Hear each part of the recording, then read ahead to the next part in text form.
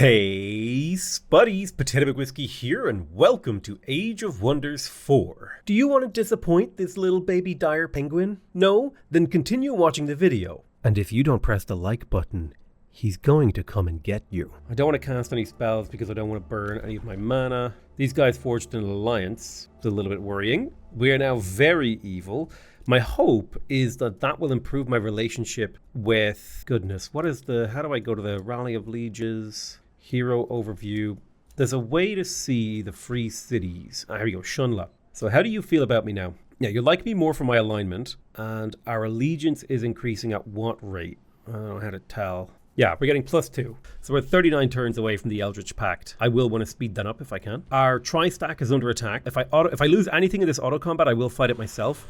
Ooh, only losing a skeleton archer? A fairly low level skeleton archer? Super don't care about that because I could just immediately recruit another one. In fact, I will replace him with a skeleton mage, which is fine. Now, that got us 164 mana, a little bit of gold, a little bit of production, also an Arcfire war club. Amazing. And the Orb of Seeing.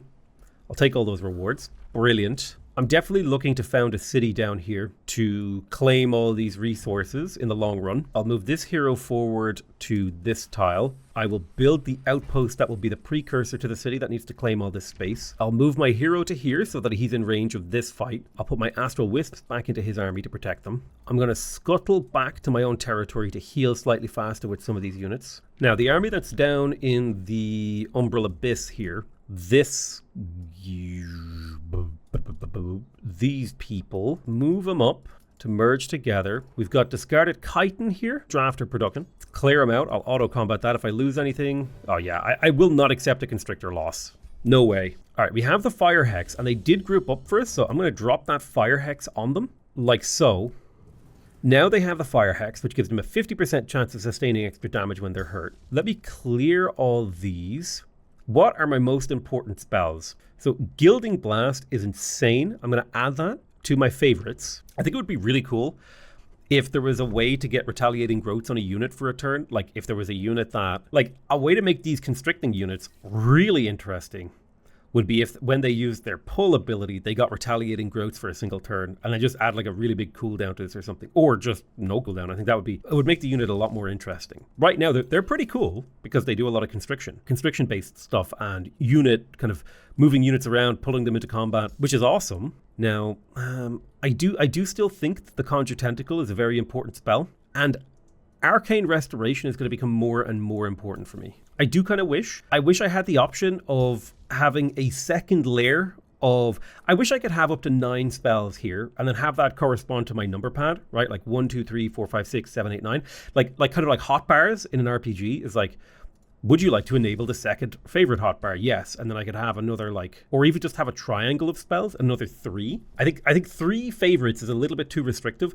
I would like to see that go up to 5 or 6. Just add another circle right here. Like they'll pack pretty nicely together. They don't take up too much UI. At least that's my opinion anyway. So I'm going to save the Gilding Blast for next turn. Be a great way for us to make money, although I don't need to make money right now. I'm going to drop an Ice Shackle in here just to slow them down. It's a little bit of damage for a small amount of mana. These guys are going to come forward, so I will start building a fortified front line. This Constrictor, I'm going to just hide them from the battle because I don't need them. So what's the point in bringing them to the fight, if you know what I mean? And we'll set up a dedicated powerful front line up here. And we'll push a stack of skeleton polearm and ranged units here as well. And then I'll hit end turn. Everyone should go into defense mode, and then they are going to attack me. So they did that Frost Curse thing, which sucks. It is only on a skeleton warrior, which is fine, because that thing cost me 15 souls.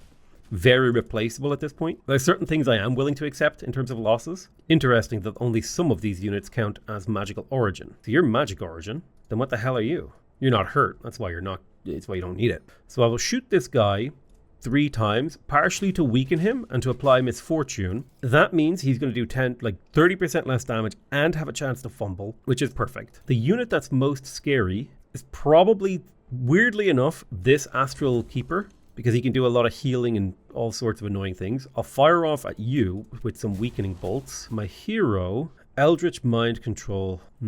Here's what I'm going to do. I'm going to conjure an Astral Keeper. I'm going to move my Constrictor forward a turn. I'll poke this guy twice to keep to kill him. Then I will get an Astral Keeper and I'll summon it right in front of this guy. I'll point the Astral Keepers back at my enemy so that he's a juicy target, healing him and protecting him. And then if this guy dies, he heals the units in the area. And if he doesn't die, I'm going to trigger his death anyway to heal units in the area. We'll fire onto this Astral Keeper, doing a bit of damage. And we'll fire onto this Astral Keeper, doing another chunk of damage. Let's step forward with our skeleton polearms. Keep poking. Perfect. And then we'll move you up here to protect our flank. We're going to have you in a similar area doing a similar thing. All right, perfect. It's all working out. My Sovereign still has an ability. I will spike, well, yeah, I'll mind spike these guys so they just take a big boom chunk of damage. I'm excited for the next sort of signature ability of my hero. I'm curious as to see what it could be. So he's been weakened a little bit. He's been blasted a little bit. Yeah, they're definitely in spite mode. They're trying to get a kill before they kick the bucket. So I'm going to detonate my Astral Siphoner to give a big heal to the nearby units, which is perfect. Bam. I'm going to weaken and curse this guy. No, I'll weaken and curse you to make you easier to poke down. I will charge forward with all my melee units. And behind my melee units, I will line up a bunch of ranged units, because this is the most functional way the Dark Army works, is when you have melee units lined up with ranged units right behind, because the synergy between the two is fantastic. The ranged units weaken the enemy and allow your melee units to heal from the battle. And then I could do something real sneaky and summon a tentacle behind to constrict this guy, prevent him from escaping. I just have to deal with this guy on the flank here. Shouldn't be hard. Poke, poke, poke, poke, poke. Perfect. I'll just end the turn. I don't think we need to do much more than this. Yep, enemy dies, and then this guy can't escape, so we'll just poke him down with the tentacle. Bish bash bosh. Mission complete. No losses. Took a little health damage.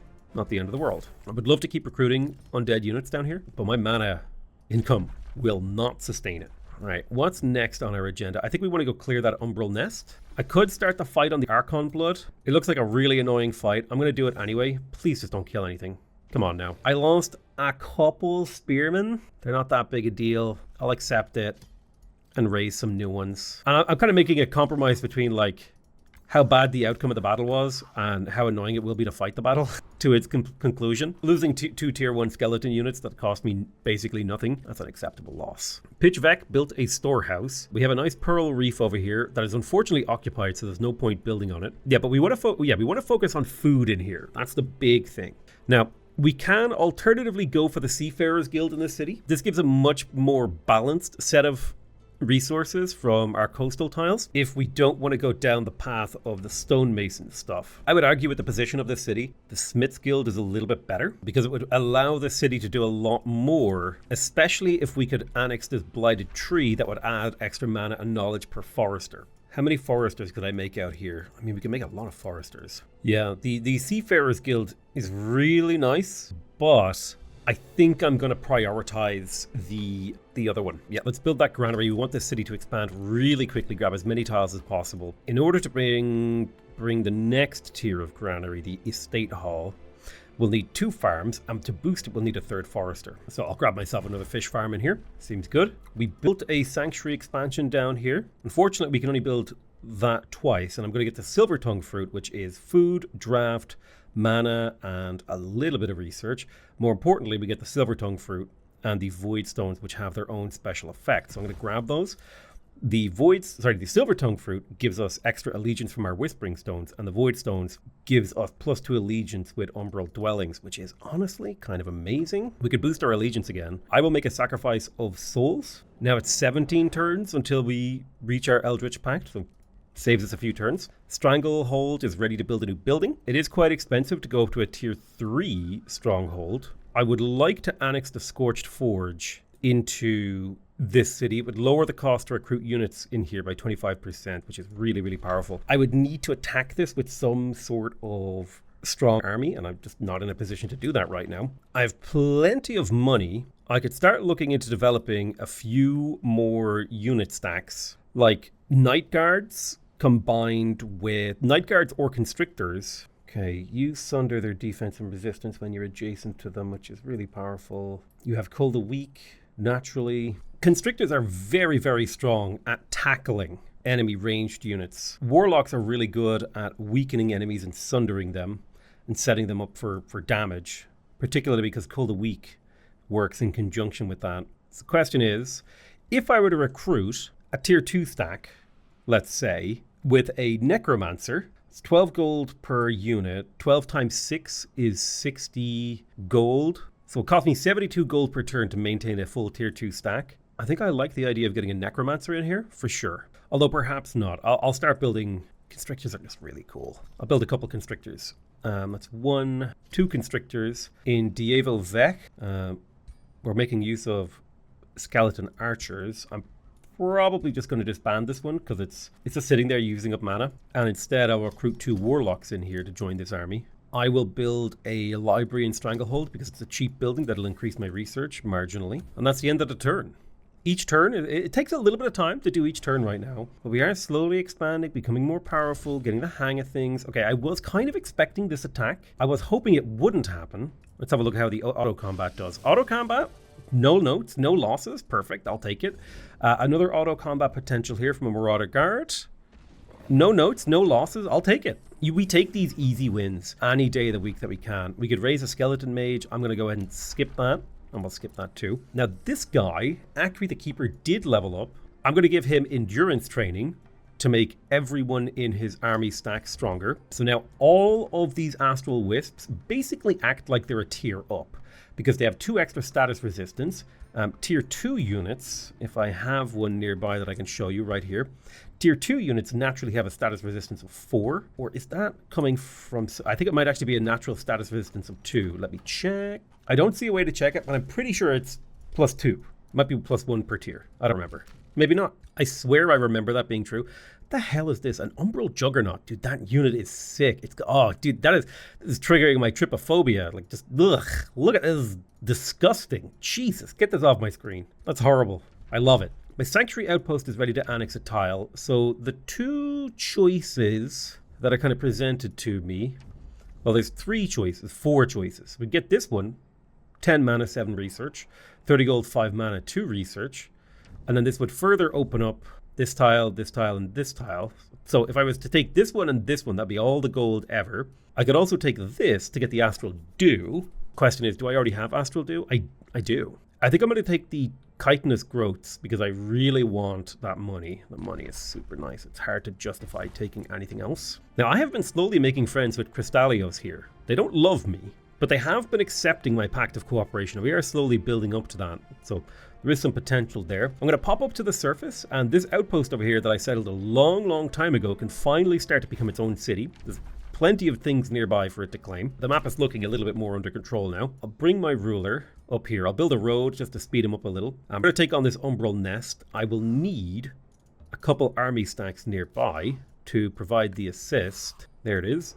Hoping for an easy auto-resolve. Skadoosh. Oh my god! We lost an entire undead stack, right? Guess we're fighting it ourselves. Get in the pile! Now, if I do an Arcane Restoration, it'll only apply to a few of these units, because some of them are not from Eldritch sort of realms. They're not of a magical origin. I still think Conjure Tentacle is like a great way to interfere. Let me have a look at my Sovereign. What hex do you have? The Fire Hex is great. So I will dip these guys here with a Fire Hex. Critical hit, beautiful. I mean, just being able to create a tentacle here that like splits up my enemy army and like basically gets 3 free attacks on a vulnerable unit that also immobilizes. It like basically forces them to use up unit actions on a unit that basically cost me nothing to bring to this battle. This Constrictor, I'm going to have them sit at the back of the fight. This Constrictor, I don't mind moving it up. The Skeleton Pole Armor is a little bit too hurt to be brought to the front line. There's a little bit of a lack of front line over here, so we do need to be careful. So I will position this Pole Arm right here, covering the corner. I'll put this Constrictor right there, covering this small choke. My Warlock will be in position to give a Withering Curse, as will my next one. And I'm worried about the Flow Serpent. They can't get through here. Let's have a look. Skeleton Mage can get up to here. May as well shoot. If you can shoot, do shoot. If you see something, shoot something. That's my motto. I'm going to pull this Pursuer back to be safe. And then the rest of these guys, I can just storm forward because I don't think anything can reach them. But they will be in position to support on the next turn. Beautiful. Loving it. All my units will go into defense mode otherwise. Flow Serpent, teleport. Ooh, that's a big teleport. Painful too. All right, Tentacle, it did a job. It sort of distracted a few of the enemy units. I'm going to plonk a Tentacle here because that's going to protect this flank, and then I can blap these guys in the back. It doesn't even matter that they do the damage. The fact that he's constricted means he can't do anything else now. This Skeleton Mage, I would love to save him. Let me see. Mind Spike. I will Mind Spike him And then if I move this archer 2 tiles, the skeleton mage should be able to retreat to a safe distance, whereupon I will cover them with the skeleton polearm. And I have all my wounded units off in the corner here. If I were to poke this guy down right now, we would do 35 damage. If I hit him with weakening bolts first, blap, blap, blap, my spearman will now do 38 damage. So let's weaken him even more. Blap, blap. There's another 38 damage. All right, we see it. And he gets a heal. Perfect. He's super dead. I mean, this guy can, in theory, charge and do serious damage, but he will take he has to deal with the retaliation over here. And that retaliation does exist. I'm going to send this Splitterling super deep, because it doesn't matter if this thing dies. It's a summon. And then I'll send my Skeleton Warrior super deep on this guy too. He will fortify this turn, but let me just make sure. If this archer moved, he has how much movement? 1, 2, 3, 4. So he could go 1, 2, 3, 4. He could reach this tile, I think, but not this tile, which means I feel safe to move my archer up here and take another shot to potentially weaken this guy even further, taking his damage down to 15. And if we can get even more archers in on this, we could weaken him even more. And now he's only doing 8 damage.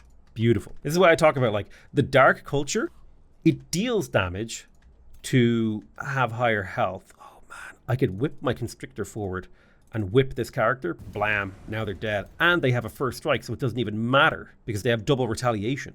I am going to Sundering Curse this unit to prevent it from doing too much extra damage. I will scoot my Skeleton Archer 1 tile to the left because he can hit this guy twice, giving him Weakened and Misfortune, meaning even if he charges here, he'll do a little bit less damage and he has a small chance to fumble, which is amazing. Yeah, I feel like we're in an amazing position, considering this battle lost me an entire stack.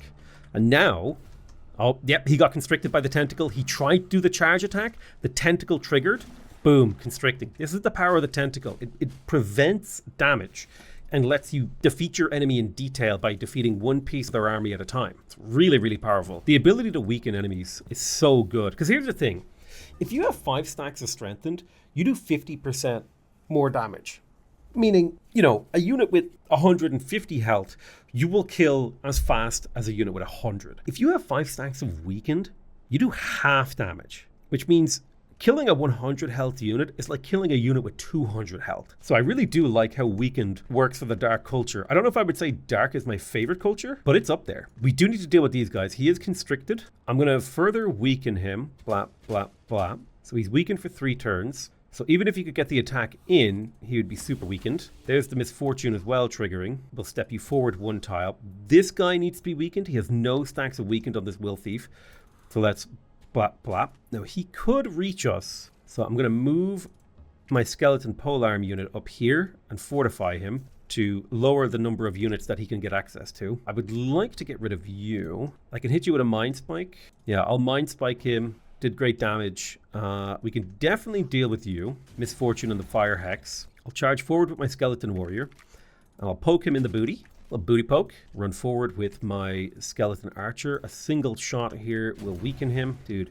Now we do have to deal with the spawners, but that should not be difficult, considering we have a Constrictor in position already. And we can get another Skeleton Archer up to poke this guy, weakening him, giving him Misfortune. Dude, the combination of all these abilities is so raw. I'm going to step back a tile with this Warlock so that I can get my Constrictor forward and constrict this unit, preventing it from moving. This Warlock, I'm going to hit you with a Sundering Curse, further stacking up your, weakness. And then I'll step you back a tile and double shot this guy to weaken and Misfortune him, bringing down the amount of damage and counterattacking he can do. I'll drop another tentacle on this left side. This is where I'm weakest, honestly. But constricting this guy means he can't come at me anymore. And if this guy wants to come for me, he has to go through my Skeleton Polearm's zone of control. So I feel like we very thoroughly controlled this battlefield right now. Let's see what they do. I mean, we might lose a unit. They might go into spite mode. It looks like they have gone into spite mode and they're trying to kill a unit. Yeah, so they got a kill there. That's fine. Losing 1 or 2 skeletons in a battle where I was losing an entire stack of skeletons does not bother me nearly as much. I'm going to play Arcane Restoration because that's a lot of health across my whole army. I will Mind Spike this Serpent to get rid of him. Now we got a beef problem over here with these guys. Let's go ahead and fire off the Weakened Strike. We can finally get rid of you. That's him dealt with, but he does spawn the bad dudes, which is fine. You poke him down. Don't let him get you. Weakening Curse on this guy will make him very, very easy for us to deal with. We'll poke you down. Easy. We'll poke you down. Boom. Even got a heal out of it, which is what we want. Nice and juicy. We'll blap our bow at you. Perfect. Nice critical hits. You've only got a 25% chance to hit here, but you only have to hit one. You let me down. 65% chance. Come on. Beautiful. So I think these guys are now routing. I think maybe all I need to get is a flanking hit to rout them. Okay, they're very close to routing. Yeah, they might rout. They might. I'll step my Warlock forward twice and then shoot him to weaken and... Oh, we got the crit. Did the crit work? They're so close to routing. Okay. Very low morale still. Little Whipping Tentacle. Constrict him. Thank you. Oh, beautiful. We lost a tentacle, but that's not a big deal because otherwise we're in control. Let us... This is a quick auto-resolve, basically. I don't even need to spend mana summoning another tentacle. I mean, I could. Really cheap. 8 mana. Just build him here, whip him to kill him. Go ahead and wipe this guy out. Perfect. Nice critical hits. Everything is coming along nicely. Step you forward 1 tile so you can shoot over the head of your ally. And then I will step you forward 1 tile so you can shoot over the head of your ally as well. My spearmen are going to jump forward and get the flanking strike to kill. My enemies should be fleeing. They are not yet, which is surprising. This is it. The old flee. Yeah, perfect. They're fleeing the field. Amazing. My enemies flee. I got 24 souls, 2 thralls, and a whole host of stuff. I will raise 2 skeleton archers. Oh, I got a Chaos Eater. It's a tier 4, one-handed primary axe. It gives you +1 retaliation attack. Has a 30% chance of inflicting immobilized. Damn. And it has Consume Chaos. Targets all adjacent enemies, removes all negative status effects, deals 12 random elemental damage for each effect removed, and base attacks steal 10 temporary hit points. What? That is insane. A bunch of research, a bunch of gold, a bunch of mana, an accurate crown. 30% accuracy is crazy, especially if you get a very long range unit. A Wand of Provocation, which is just a taunt, does use an action. And the Sharpened Flamebringer, a tier 2 firebolt that has Undead Slayer. Very useful for going up against an Undead player. I will take that reward. All right, so I think we have basically cleared out this Umbral Abyss. There's a couple of like micro sort of Marauder stacks here that I need to deal with, but that'll come in time. We got a good chunk of healing in here. A few of these stacks are a little hurt. We could probably clear this Umbral Nest. It's very, very weak. It's only got like a Dire Caster. Ooh, it's like a upgraded version of the Dire Penguin. Oh, I don't like what's going on with its stomach. Oh god, Jesus Christ. I hate all of the Umbral stuff. It's like Nurgle and my nightmare had a baby. So can I get you to here sooner? If I follow the road, I just need to get this unit in range of this. So I'll pop you in here, and then you're going to join them. And then we can do the attack with this army. It should be a very easy auto combat. 0 units lost. 0 units lost. I don't need a skeleton polearm, thank you very much. We got the Staff of Resurrection. Oh my god. It has a resurrection ability. Once per battle, we can bring target allied units back to life with 75% of its total hit points. That is crazy good. We also got a little bit of resources and a Cleansing Cloak, which gives you Blight and Frost resistance. Very cool, very powerful. Not sure I see much use in those as it currently stands. Now, Akri the Keeper. Giving him, considering he is acting as a support unit, if I gave him the Staff of Resurrection, yes, he would become weaker overall in terms of defense, but now we can use the Wisps as our front line properly. I do think it's about time that I started creating custom merch. No, custom, oh god, I forget the name. Let me finish this Wizard Tower level. I want to get the Wizard Tower item forge. So I'm going to start working on that. Take a few turns to build. But yeah, I think it is time we started making some custom items. So who are my important heroes for the front line? All right, this guy gets up in the front line. So I'm going to give him the Chestplate of Vitality, the Rapid Surge Boots, so he's real fast, and the Mask of Fortune, so that he's quite a bit more powerful. This should give him a little bit of resistance across a variety of damage channels, as well as a nice boost to his health and a little bit of movement speed. So I'm expecting this NPC army to attack us. I'm going to move my armies this way. The Gloom stays, which is unfortunate. So wait, what's down here? Okay, this looks like just a Gloom tome fragment that connects here. I love the way the Umbral Abyss works. It's really, really neat. It makes the map so much more dynamic. So we can build another Sanctuary Outpost. Well, now this might change how I want to build my Sanctuary Outpost, but having 2 Sanctuary Outposts down here is really nice. There's a lot of tiles here to claim. Like, I want this Archon Blood, and I'd like this Monolith, and I would like the Astral Dew. A lot of potential to get a second Sanctum. So I feel like delving down into these Astral Depths has been extremely profitable for me. My Sanctuary Outpost is going to grab itself another expansion. Stranglehold can annex another tile. There could be something to be said for going for the fish farm on the water, and I do like that as an option, so I'll grab that fish farm. It's a nice resource. Get a little bit more food in the city so that we grow even faster. My ruler is leveled up, and I want to get the Magebane ritual. That'll give him 5 hit points, plus 1 resistance against magic damage, and the ability to summon the Magebane, which is a ultimate astral unit. Very, very powerful. Troublesome veterans. Malzar the Glorious has come to us with an issue. So if I accept this quest, I can get city stability and a mystery bonus. I could decline the quest, or I can do the Eldritch Rite of Oblivion. I can spend 4 thralls and get 53 Oblivion. Anyway, I will deal with the Insurrectionists. Should be, yeah, looks like a fairly straightforward stack. I mean, they have a few nice bonuses, but they are my units, so they won't be the hardest in the universe to kill. Speaking of Stranglehold, we've got a little bit of a lack of city stability here. I'm going to build the Ritual Mausoleum. It'll take 6 turns, but it will allow us to bring that stability back up to a more neutral level. And I need to deal with these final marauding stacks. I think if I attack one, I will attack both. So I'll bring my armies up with my sleeveys and auto combat. Hopefully no losses. A single skeleton archer, I'm going to take that as an auto-resolve loss because I can just immediately re-recruit one. Now I need to make a decision where I'm going to go from here. I could head back into Crystallos, clear this Haunted Halls, which I should then be able to attach to this city, which would be good. Other options include going down here, which would land me in here, which would get me over here. It's not terrible. It's not a terrible set of choices. And then we have this underground connector, which would pop me out somewhere in this area. Able to get that Reaper's Hollow. I think what I'm going to go for is the Haunted Halls here. Would love to get this so that I could get Corrupt Souls. A great undead unit. So I need to go down? No. I need to go up. Oh god, I'm getting lost in the Umbral stuff. It's here, and then it's down here. So this is where I need to go. I need to head back that way. Do I stay inside my territory for a single turn to gain just that smidge of health recovery? I think we do. So I'll park you right there. I'll move you to here, get you to build a little road. Step forward and then back to heal. And then we'll come you to here. And you, well, we'll bring you to there rather. Take you, pop you in there. And we got some nice stacks of heroes all cooperating, collaborating, working together.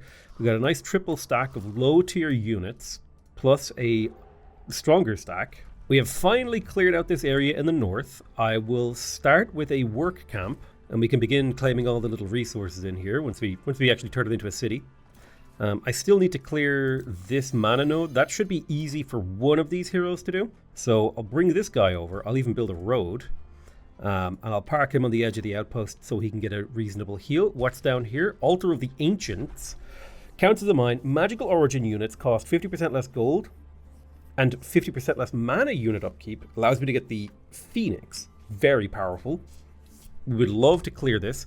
I don't think we're quite strong enough to yet. What's down this Umbral place? Well, we could clear this out and head here. I don't think we care too much about this Umbral. What are you guarding? I don't think you're really guarding anything, are you? It's just a watchtower. Interesting. So, what is our next step? The Cursed Barrows over here we would love to get control of.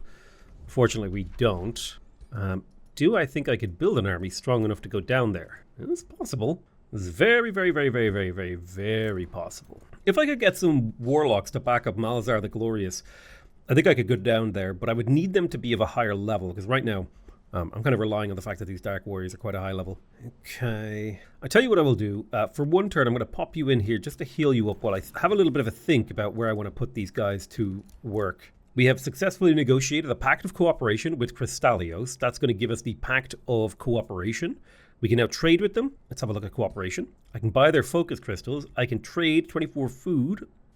Or I can turn mana into gold or gold into food. I don't think either of those trades are really in my favor, so I'm not going to bother. A claimed province has been captured. And war with Logar the Ship Scourge has been declared. I really need to figure out why my computer does this. I've literally never seen this happen to anyone else. It's just a me thing. So we're now in all-out war with Logar Ship Scourge. And honestly, that tells me exactly what I'm going to be doing with these armies, where they're going to be going as well. I could choose to get Forced March, but I don't think I will. I'll take my Mystic Wisps here. We will kill them because we want to be evil. Wipe that stack. Collect the mana, grabbing 62 mana plus a Defiant Plate. Pretty sick. And then build a road over here. Perfect. Get yourself to that tile where you can heal up and be in my movement network. And now I'm just going to start moving these guys back over here for the war. Most of my cities are fortified to some degree, so our empire should not completely collapse under this assault. And we should have a couple turns to get our units into position. It is a genuine question as to how many of my units am I bringing there? What are you? Who are you? Arik is triggering. What's going on? I thought we were pretty chill. They don't like my alignment and they consider me a threat, which is fair. I am the 4th strongest in the game. My military is the strongest, which is fair. I have focused on military. Oh, nice. We got the Sanctuary Outpost. I'm going to build a Sanctuary expansion. I'm going to bring all my military to bear upon my enemies. Nice. We have learned the Gloom Strider Major Racial Transformation. We're going to need a lot more mana to cast this. I think it's 600 mana to cast. Necrotic Magic is a decent pickup here. 60% chance to inflict decaying, which prevents all healing. I do like that. It's a great passive buff for our battle mages. We got a Sanctuary expansion down here. We can gain 10 gold, 2 research, or 10 mana, 12 research, or 32 research, or the Scrying Sanctum and the Mana Node for 10-7. I think I'm going to take the Astral Dew. I think that's a reasonable pickup. We now have 2 copies of that. Arik Rex ended our friendship. Okay, that makes a lot more sense. I'm going to leave that as it is. That's fine. Motherden sent a war party. So we're officially at war with Motherden. But I feel like I managed to hold off that war long enough to kind of expand. And now I've got like a bit of an economy building up behind me. I'm making 200 gold per turn, which is starting to push me in the direction of being able to do a lot of work. I have a lot of territory that I need to defend, but otherwise I'm feeling kind of okay. Having a lot of territories to defend is a good problem to have. I'm going to build a road up to the Haunted Halls. I'm going to step onto the Haunted Halls, and I'm going to explore it with my high-tier, high-experience Sovereign army. Most of these units are champions, meaning they're basically one step from becoming legends. So let's explore the Haunted Halls. This will upset Crystallios if I do this, but that's fine. Now, I can choose to attack the undead or spend mana to delay them, or I can use Shadow. So there will be stirring skeletons in here. Each turn, one attacking unit becomes haunted. Any adjacent sarcophagus will be destroyed and summon a skeleton unit. Now, if we did a shadow check, we would have a chance to have delayed stirring, which would be every 2 turns. That would give me a lot more flexibility. Although I would lose a couple of shadow affinity, which is not the end of the world for 2 turns. I'm going to call upon powerful death magics to try and slow this. Boom, we managed it, so now it's every 2 turns. I am just curious, we've got a Reaper. Ooh, Finger of Death. Target non-enemy hero has a 60% chance of dying. If a non-undead dies this way, transform into a decaying zombie. If resisted, it gains takes 45 frost damage. Ooh. Reapers are terrifying units, as are Bone Dragons. I'm going to just see how the auto combat goes. I reckon we're going to do pretty poorly. I think I can do better. Only losing 2 units is honestly not so bad. We are starting with the Fire Hex. I'm going to play the Fire Hex here. The Banshee, well actually the Necromancer is the most important unit for me to kill first because it can revive the Bone Dragon, so I'm going to be using Tentacles just constantly on top of them, just whipping them down trying to kill that Necromancer. And then otherwise, so Haunted Coffins, there is a kind of strange move I can do here, which is to, if I break this coffin myself, I can summon that Skeleton Polearm and just deal with him, and this will actually get me I'm pretty sure a little spellcasting mana back. So there is kind of a strange thing that I can do here where I can farm these coffins for mana. Let me just go ahead and constrict this guy. So killing them both, that got me an extra 20 casting points, which is kind of neat. And he used it, did he use his Finger of Death? Wait, did he? I think he used his Finger of Death on my Tentacle. And now it's on cooldown for 5 turns. I can play another Tentacle right here, kill the Necromancer. Now he can't resurrect the undead, which is amazing. Eldritch Mind Control is out of range. Delirium is possible. Be a 60% chance of Delirium on this dragon. I think I will. He got the Sundered defense, but he ignored the insanity, which is fine. We need to kill this bone dragon. We need to watch out for his poison and his tail swipe, as well as just his raw attack. I can isolate this unit. If I step my constrictor forward and I pull, boom. So now he's pulled and constricted, so he can't move from here, which means, you know, he is exactly where I want him to be, and I have an 85% chance to inflict weakened 3 times. Boom, boom, boom. So now his damage is severely reduced, and this unit has double first strike, and it's attacking a unit that's lost 55 armor. So it's taking a lot more damage than it should from physical and magical attacks. Do I want to try to pull him again closer? I'm going to step forward, and I'm going to yeet pull him, hopefully deep into the center of my army. So now Draconic Rage is triggered, so he will do a lot of damage, but he's completely surrounded. Let's completely weaken him down to no damage. Yep, he's got 5 stacks of weakened, lasting so many turns, so he's doing nothing. We'll get this guy up behind him to do 36 damage. Oh yeah, the ability to just completely pull enemy units out of their comfort zone and eviscerate them is amazing, because now the enemies are spread across the battlefield, and they still have to deal with a tentacle. The Banshee did get a pretty good whale off, not the end of the world. I think we'll deal with it pretty easily. This is on cooldown for 4 turns, so I'm going to look for another way to spend my mana. Oh, I could supercharge my leader. He is technically magical origin. Honestly, I think Conjuring an Astral Keeper is not a terrible one, but I'm going to necrotize this guy because I'm about to kill him, and so that'll get me a zombie. And by getting this kill, I'll get 10 mana restored. The Wailing Banshees, I'm going to get my mages up real close. 2 Weakening Bolts. They do have frost resistance, which sucks. I'm going to hit him with the Weakening Curse to bring his armor down to nothing. And then we'll slap him. Boom.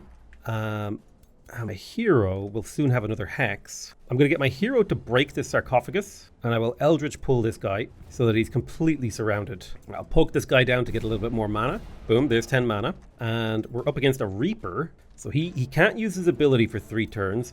I'm going to fortify right here so that he can sweep forward and try to get in on me. I'll use my leader to break this sarcophagus as well. He already has the Fire Hex, so there's no point firing it. Break the sarcophagus. We definitely want to hit him with the Weakening Curse. We want to kill these guys. Blap. Let's hit him with the Weakening Curse. That's going to sunder his defense and weaken him. Perfect. So even though he rushes forward here, he's going to do a lot less to us. And then I'll constrict this guy because that should kill him, getting me another 10 mana. Perfect. All right, let's see how he does. I'm expecting him to rush forward and try to get an attack on us. We do get the first strike. This zombie does not matter because I believe it is a... Oh, it might actually matter. So, Finger of Death is on cooldown for 2 turns. We still have 2 turns to deal with him. I could Mind Spike him. I think what I want to do is completely obliterate his armor. And the best way to do that is with the Sundering Curse. That'll completely sunder his status. I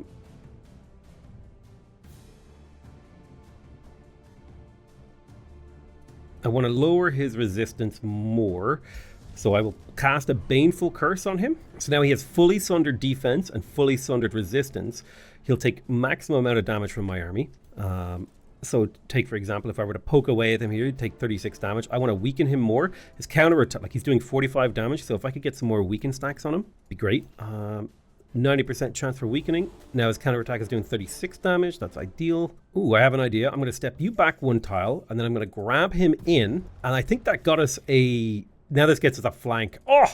Oh, the Constrictor is so good, man. So good. Very, very easy fight when you use your units like in their synergistic way. So this is the Raiders of the Mana Siphoner. This is the Aftermath. We gain 243 knowledge. We can loot the Coffin King to gain a bunch of draft. We can get the money.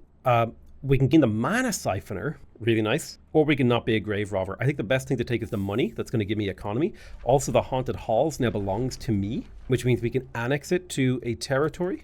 The city of Nizaldum will have to claim the tile with the underground passage and then another tile after that.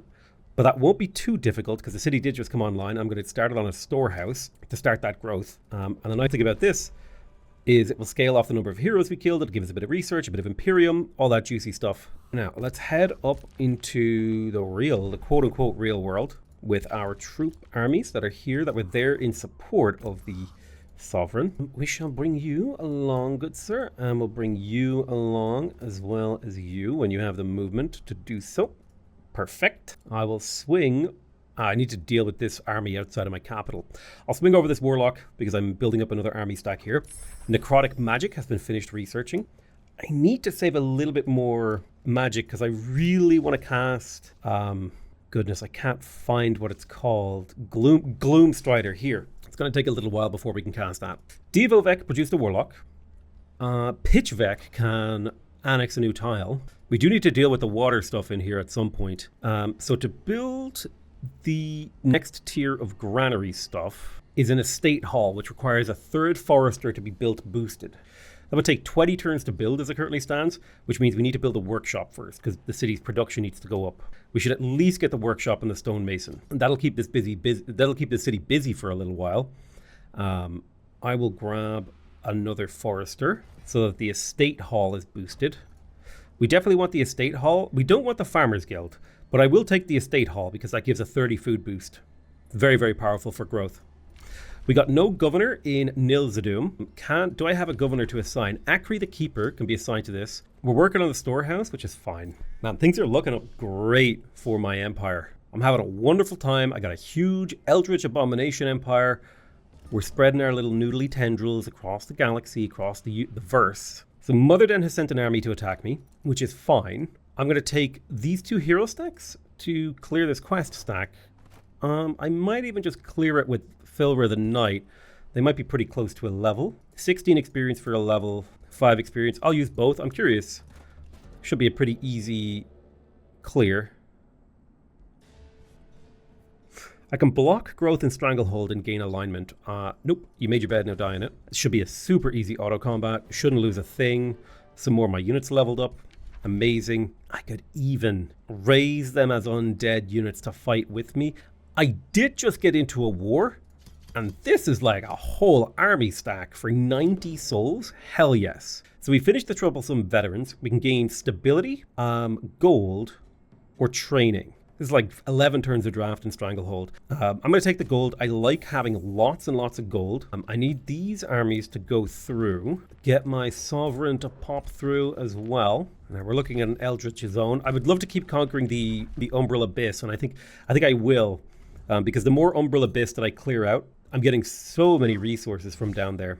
This should be a pretty safe auto battle. I lost a single skeleton archer for all of these stacks, 18 souls plus 2 thralls. I can very easily replace that archer by just recruiting a mage. And we even have a reinforcement stack sort of hiding behind this one, ready to bring up reinforcements anyway. So I'm more than willing to take small losses in these kind of battles. Now, if we hit the watchtower, there's not a whole lot in the area. And so that tells me we need to get down here and start clearing this out. So let's head down there. Oh!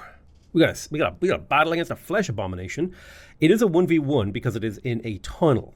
Entrances in tunnels are only allowed to be 6 units versus 6 units, and I'm going to fight it because I'm really curious as to what they made the tunnel battles look like here. Because I'm pretty sure oh man, did they build a unique map for this? Oh. If they didn't, it's a missed opportunity.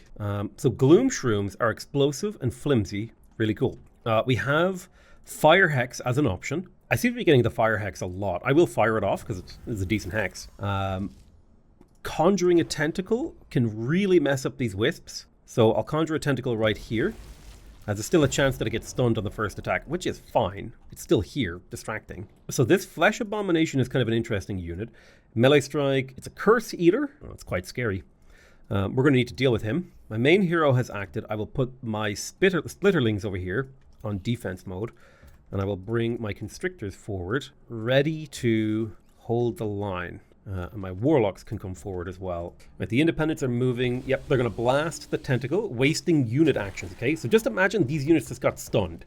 That's effectively what that did for me. And that's what I was hoping it would do. And so now I'm just going to do the same thing over here, except this time I will constrict this guy, which will force him to sit still and basically fight that Tentacle. I'm going to do Delirium on this Abomination, because if I left-click here, and look at this Warlock attack, okay? He's going to do 21 damage. If I completely shred this guy's resistances with Delirium, so he takes 5 stacks of Sundered Resistance, now we're doing 27 damage. It doesn't sound like a lot, but that's actually huge. It's like a huge amount of damage. Now we could whip this guy forward a tile. I will. Boom. He gets whipped. Then I'm going to weaken him. And now he'll get poked down for ridiculous damage. I'm going to step my Warlock one tile to the right because I want to weaken this guy to lower the amount of damage he could potentially deal to all my units. I don't care if he kills the Splitterling. The Splitterling isn't important. I'm going to step forward a tile with this guy to pull this unit forward. Now it's blocking. So this guy has to walk all the way around to get him, or have to walk all the way around to get one attack off. So his only real target is this useless summoned unit that cost me nothing. Kind of like manipulating your opponent's actions is a big part of Age of Wonders 4. It's a very, very important thing that you need to learn to master. And he's even insane, attacking his own people, getting counterattacked. Beautiful. Yeah. The really important thing is as I've gotten better at Age of Wonders 4, the thing that I've learned is that it's far more important to control the options my opponent has for their turn than almost anything else. Now, is Cold a Weak triggering here? I can't tell.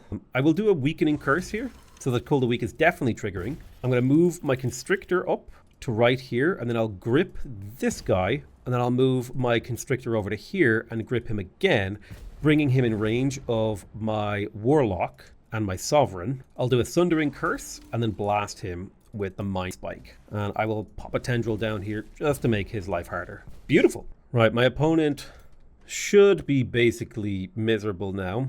I'll put a Necro Hex on him because it does a little bit of damage. I'll step you forward and pull him. Yoink! Dude, I love the Yoinker. The Constrictor is like my favorite unit. I love it. The fact that I can yoink my enemy around the battlefield is amazing. All right, we'll pop. This army stack is healing just fine in here. I've got my army of Astral Wisps. I may send it to go clear out this ocean stuff. Should be able to do really good work on the water. Arcane Research. I could grab the Wayfinder enchantment. I think it's very late in the game for this to even be slightly relevant. The Throne of Insidious Whispers gives mana income and world map casting points. It's a fantastic city structure. Treacherous Reflection. Reflection dies when the enemy unit dies. This is like a super powered summon of another enemy. Could be quite powerful, especially if we're going up against an opponent with high tier units. I think I would prefer more of an economic direction here with the Throne of Insidious Whispers, because I still barely have mana. And speaking of barely having mana, I really need to build a Mana Obelisk in my capital. What other things do I have access to? Yeah, I need a Mana Obelisk super badly here. It's going to give me a 15 mana income boost. Now, we did produce the Item Forge, so we can start looking at forged items. Now, I believe there are also blueprints in here, but I haven't figured out how to do blueprint stuff. Like, if I click this, I don't know how blueprints work, but we could create items. Let's say, for example, I'll tell you what I'm going to do. I'm going to go into my heroes right here, and then we're going to go, wait, how do I go to my arsenal? Arsenal, here we go. Show primary weapons. So like I have a whole bunch of tier 3 items, which means I probably don't need tier 1. Like this provoking pike, it has provoke. It's a cool ability, but is it that good? Do I need the provoking pike when I have the punishing halberd? Like this is 14 damage tier 1. The punishing halberd has first strike and 2 retaliation attacks. Like that's an amazing halberd. Do I need these two? Probably not. So I'm going to disenchant them, both of the provoking pikes. I'll scroll down. Like, do I need the lance? 21 damage. The Frostbringer.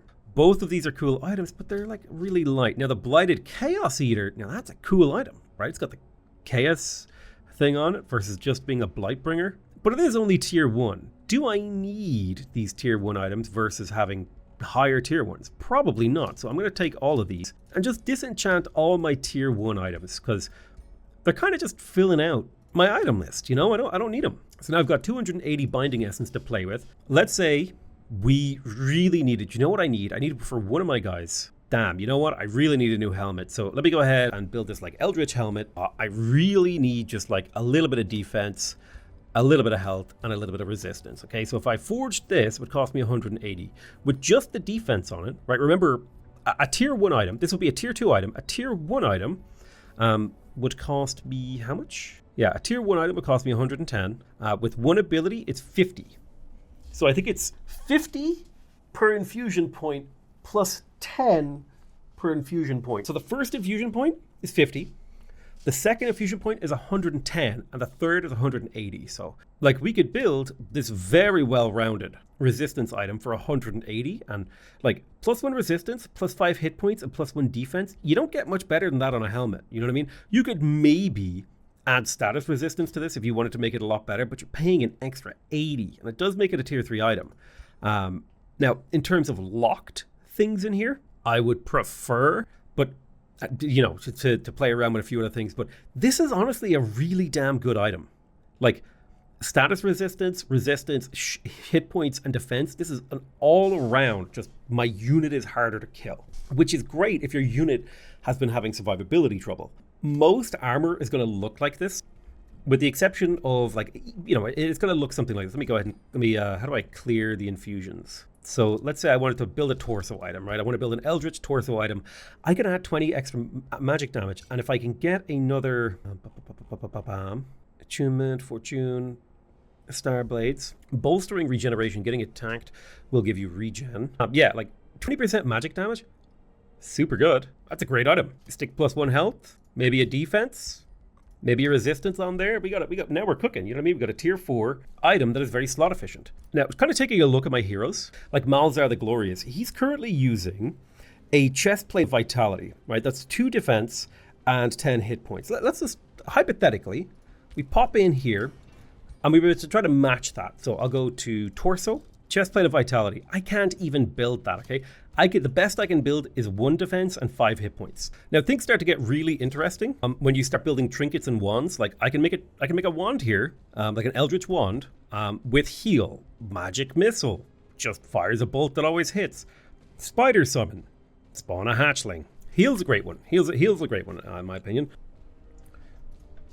You know, boom, for 100 thing, my hero has an extra heal ability. Really, really cool. In terms of trinkets, here's an example. Umbral Malady Unit Immunity. That's really nice. Basically, Umbral Shepherd. Army Trainer, 10% experience. That's a nice trinket. True Sight. You can see invisible or camouflage units. An extra 20 casting points in battle. Lots of really cool items that you can build. One of my favorites is Siege Breaker, because it just makes all of your units into siege weapons. Rings are another really interesting one. You can typically do some really interesting stuff like Wind Shield. Just 30% harder to hit with ranged weapons. Slip Away is awesome to prevent your hero from dying. Teleports through a random tile 3 hexes away and heals 15 health. Makes it quite hard to kill them. Inspiring Killer. You know, lots of really, really, really cool stuff. But I think the most interesting is typically the primary and secondary. So like I could build a shield here, and it has the base effects of a shield, but this can be a lesser blight shield, right? That deals blight damage when hit, or a greater lightning shield that deals lightning damage and afflicts electrified. So there's a few kind of interesting things you can do in here. Weapons are typically gonna be your most interesting things. Now, kind of cool, we can actually build Eldritch Relics. We can choose what kind of damage they do: physical, lightning, or cosmic, which is fire, lightning, and frost. It's kind of neat, right? Cosmic Rebuke and Mind Spike. Neat. We can give it boon stealing. Base attacks deal 2 positive status effects. Cleansing Fire. They create cleansing fames. Non-Zeal or faithful units suffer burning. They lose positive status effects. Critical hit chance. Animal Slayer. Magical origin unit slayer. Bleeding, condemned, frozen, poisoned, status vulnerability, which just makes a unit really easy to inflict status effects on. Sundered resistance. A lot of really cool stuff you can do in here. And some weapons, like for example, if we take this, okay, no, you don't have it. What about you? Nope. It's typically melee weapons, I think, and staffs. You can even put special abilities on. Like this support staff is effectively a wand at the same time as being a weapon, which is really cool. So I can build like a staff of healing, or I could pop in here and I could make a pike of provoke, a blight pike of provoke, right? The blight bringer of provocation. And then I can give it inflicting poisoned. And the really important thing with weapons is as you tier them up, their damage goes up. So you can see this is a tier 1 weapon. It does 7/7. I'm going to just put its damage to physical so it's easier to see that. 14 damage. I put Retaliator on here. It goes up to 16 damage because now it's a tier 2 item. I put Critical Chance in here. Now it's 18 damage because it's a tier 3. And I put Bleeding in here so that now it's a 20 damage item. because it's a tier 4. So crafting tier 4 weapons for your heroes is actually very, very powerful. You do have to kind of compare to see if it's worth it. Like, for example, let's say I wanted to craft a Warhammer of blah, blah, blah. I will remove the provoke. And I'm not going to build this weapon, but I'm just going to give it a bunch of stats so that we can kind of compare. This does 30 damage on a single attack. Now, this can only do one charge attack.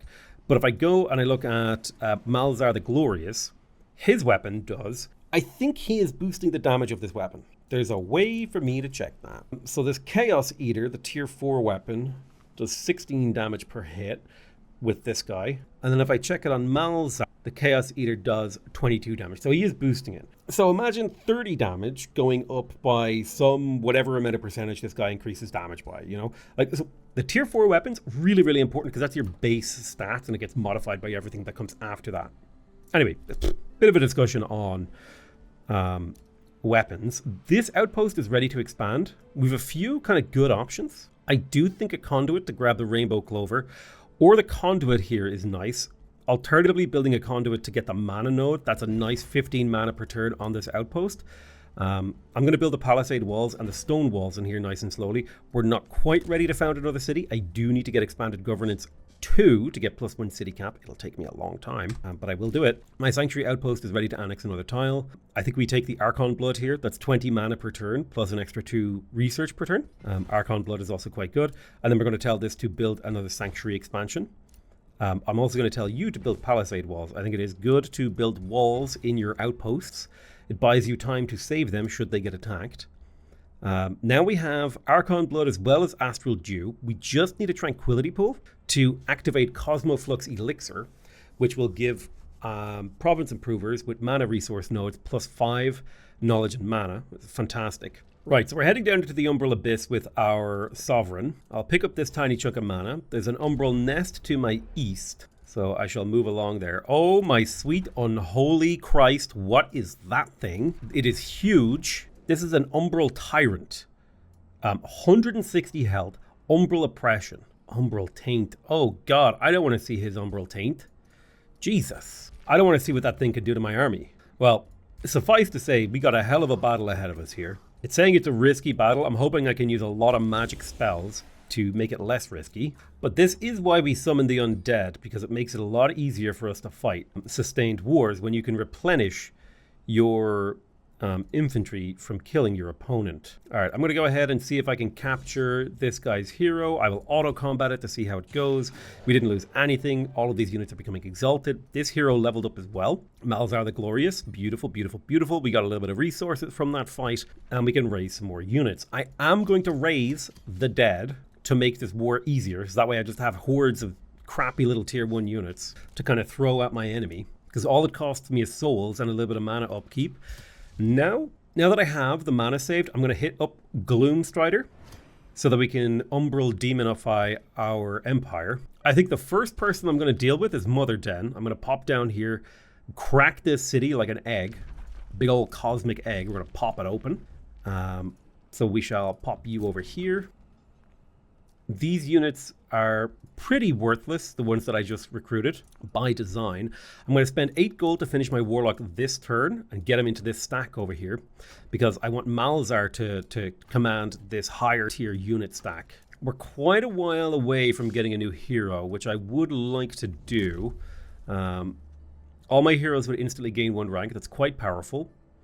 Units gain universal camouflage, and I would gain vision range. Heroes gain experience faster. There are some really powerful abilities kind of starting to unlock. So I'm having more and more cool things to spend my Imperium on. All right, it's a low risk battle. Let's see how the auto combat does. Just out of curiosity. But I definitely want to fight this thing myself. I want to see what the abomination looks like in combat, dude. All right, so what's going on in here? All of these guys have some sort of thing affecting them. The Aura of Disease. At the end of this unit's turn, adjacent units have a 60% chance of becoming diseased. Disease lowers their resistance. Very scary ability here. You use the Tyrant's Mark, which grants Tyrant's Mark to a friendly unit. Tyrant's Assault. Okay. I don't know where they're getting this sort of effect from. It might be something from being next to the Umbral Tyrant. At the start of a turn, all friendly units with Tyrant's Mark gain strengthened and 10 temporary hit points. Tyrant's Retinue, you summon 2 Splitterlings. Doesn't work in water combat. I'm I'm wondering where that is coming from. Is it the Dire caster that is doing that? Curious. Very, very curious as to where this shield, this blight disease shield is coming from. Okay, I don't have enough mana for Gilded Blast, so I need to use some very, very low mana cost spells here. Necrotize and Rotting Explosion are going to be key to me beating this battle.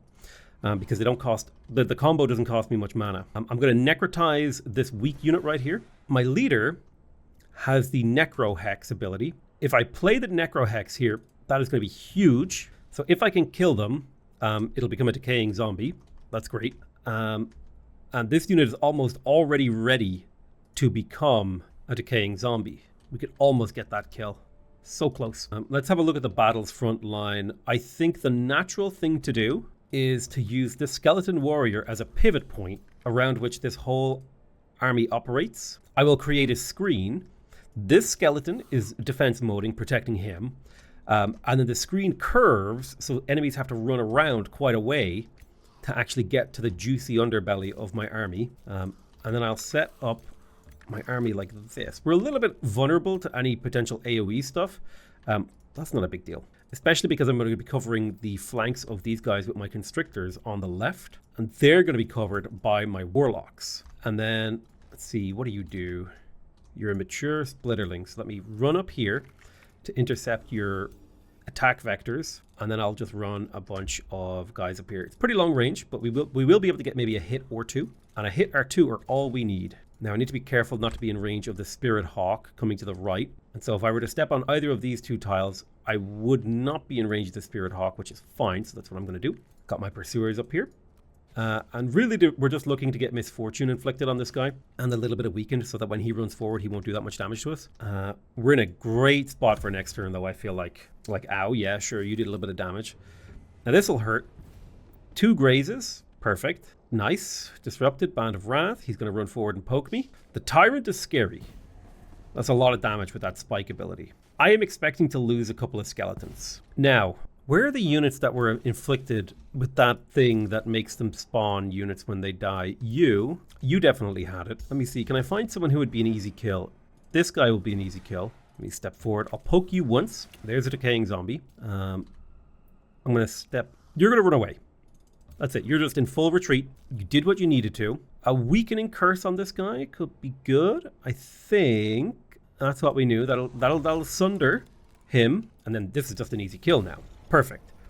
I'd like to do a weakening curse on him as well. And death is the ultimate crowd control. That's an important thing we all need to remember. Is that if a unit is dead, it cannot do anything. I'm going to grip you, pull you, and now you're being flanked. Bap, bap, bap, which is devastating for your... you'll never healthily recover from this. Okay, step forward 2 tiles, step forward 2 tiles, and then blap this bird. Boom, boom. That's going to weaken him. So he basically can't do anything now. He's been weakened to the point where even if he got some attacks off, he wouldn't even do much. Now, this mature splitterling, we need to weaken as well. So we are flanking him. I want to hurt him a little bit to try and kill one of his models. By killing his models, he won't be able to do as much damage. Which means when we step out of his sort of melee range, he won't get as much sort of reaction damage on us. Bloop, bloop. Yeah, okay, that's fine. My leader has some damage. I could poke you. I'm going to move him forward to this tile and then use the Wand of Inversion. What's the cooldown on this? Not very good. This guy should have totally... I thought I could reach this one, but I'd have to step him back a tile. He'll take so much damage doing that. What does the Wand of Aversion do again? Oof. I suppose what I could do is if I shoot this guy a lot, he will be weakened, meaning he won't do as much damage when this guy does take the attack I'm going to make him take when he moves. Oof. You know what? Just get him out of there. Strike this guy 3 times. I'm anticipating losing a unit here, but I'm okay with that. I don't remember what the outcome was originally. Yeah, he's mind spite. I think he's in spite mode. Yeah, he's in spite mode. He's trying to secure kills. Oof. So we need to disrupt this left flank from being able to continue and do things. I'll move this decaying zombie to the right tile. I will attack with it. Boom, boom. Then I'm going to cast Rotting Expulsion on him. Detonate him all over our enemies, giving them decaying. This spearman's going to retreat to a safe distance. I'll just, you know what? Nearby units lose morale. Unit will lose health. I'm just going to put it here where it's going to be nice and safe. by the retreat zone. We've got to figure out a couple kills here. Yeah, we definitely need this thing to die. Wow, we just shot our own unit. Nice meme, dude. Please get this kill. Oh my god, you missed so much. Please get this kill. Thank you. Can you finish this bird? I think a combination of this attack plus this attack can finish the bird, and then I can bring my constrictor up and poke this guy. I'll bring my archer around, shoot him once, hopefully weakening him. I'll step you up to poke him to death. Perfect. You step forward. Constrictor pull. Yoink. He resisted. Unlucky. Let's make sure this crocodile dies. Unfortunately, Mirror Veil is reflecting the damage. We need him to die. There it is. I will delirium this man to make him easier to kill, because hopefully he'll spawn a decaying zombie when I can kill him. Come on, die. Perfect. Give me my zombie. All right, I would call that a pretty successful turn. I'm expecting to lose a mage. This thing can it can kill tier 1 so easily. So the combination of these two guys attacking should do it. It's not so bad. Oh, he fumbled. Oh, he hit me. Oh, spawning his own fiend. Yeah, ready. What happens if you pull him? He resisted. Annoying. I'll get this decaying zombie up on him. Now, he's not a melee mage, so he's in our zone of control. I will continue to retreat these units to a safe distance. I will sunder his resistance, making him much easier target. Get over here. Yoink, yoink.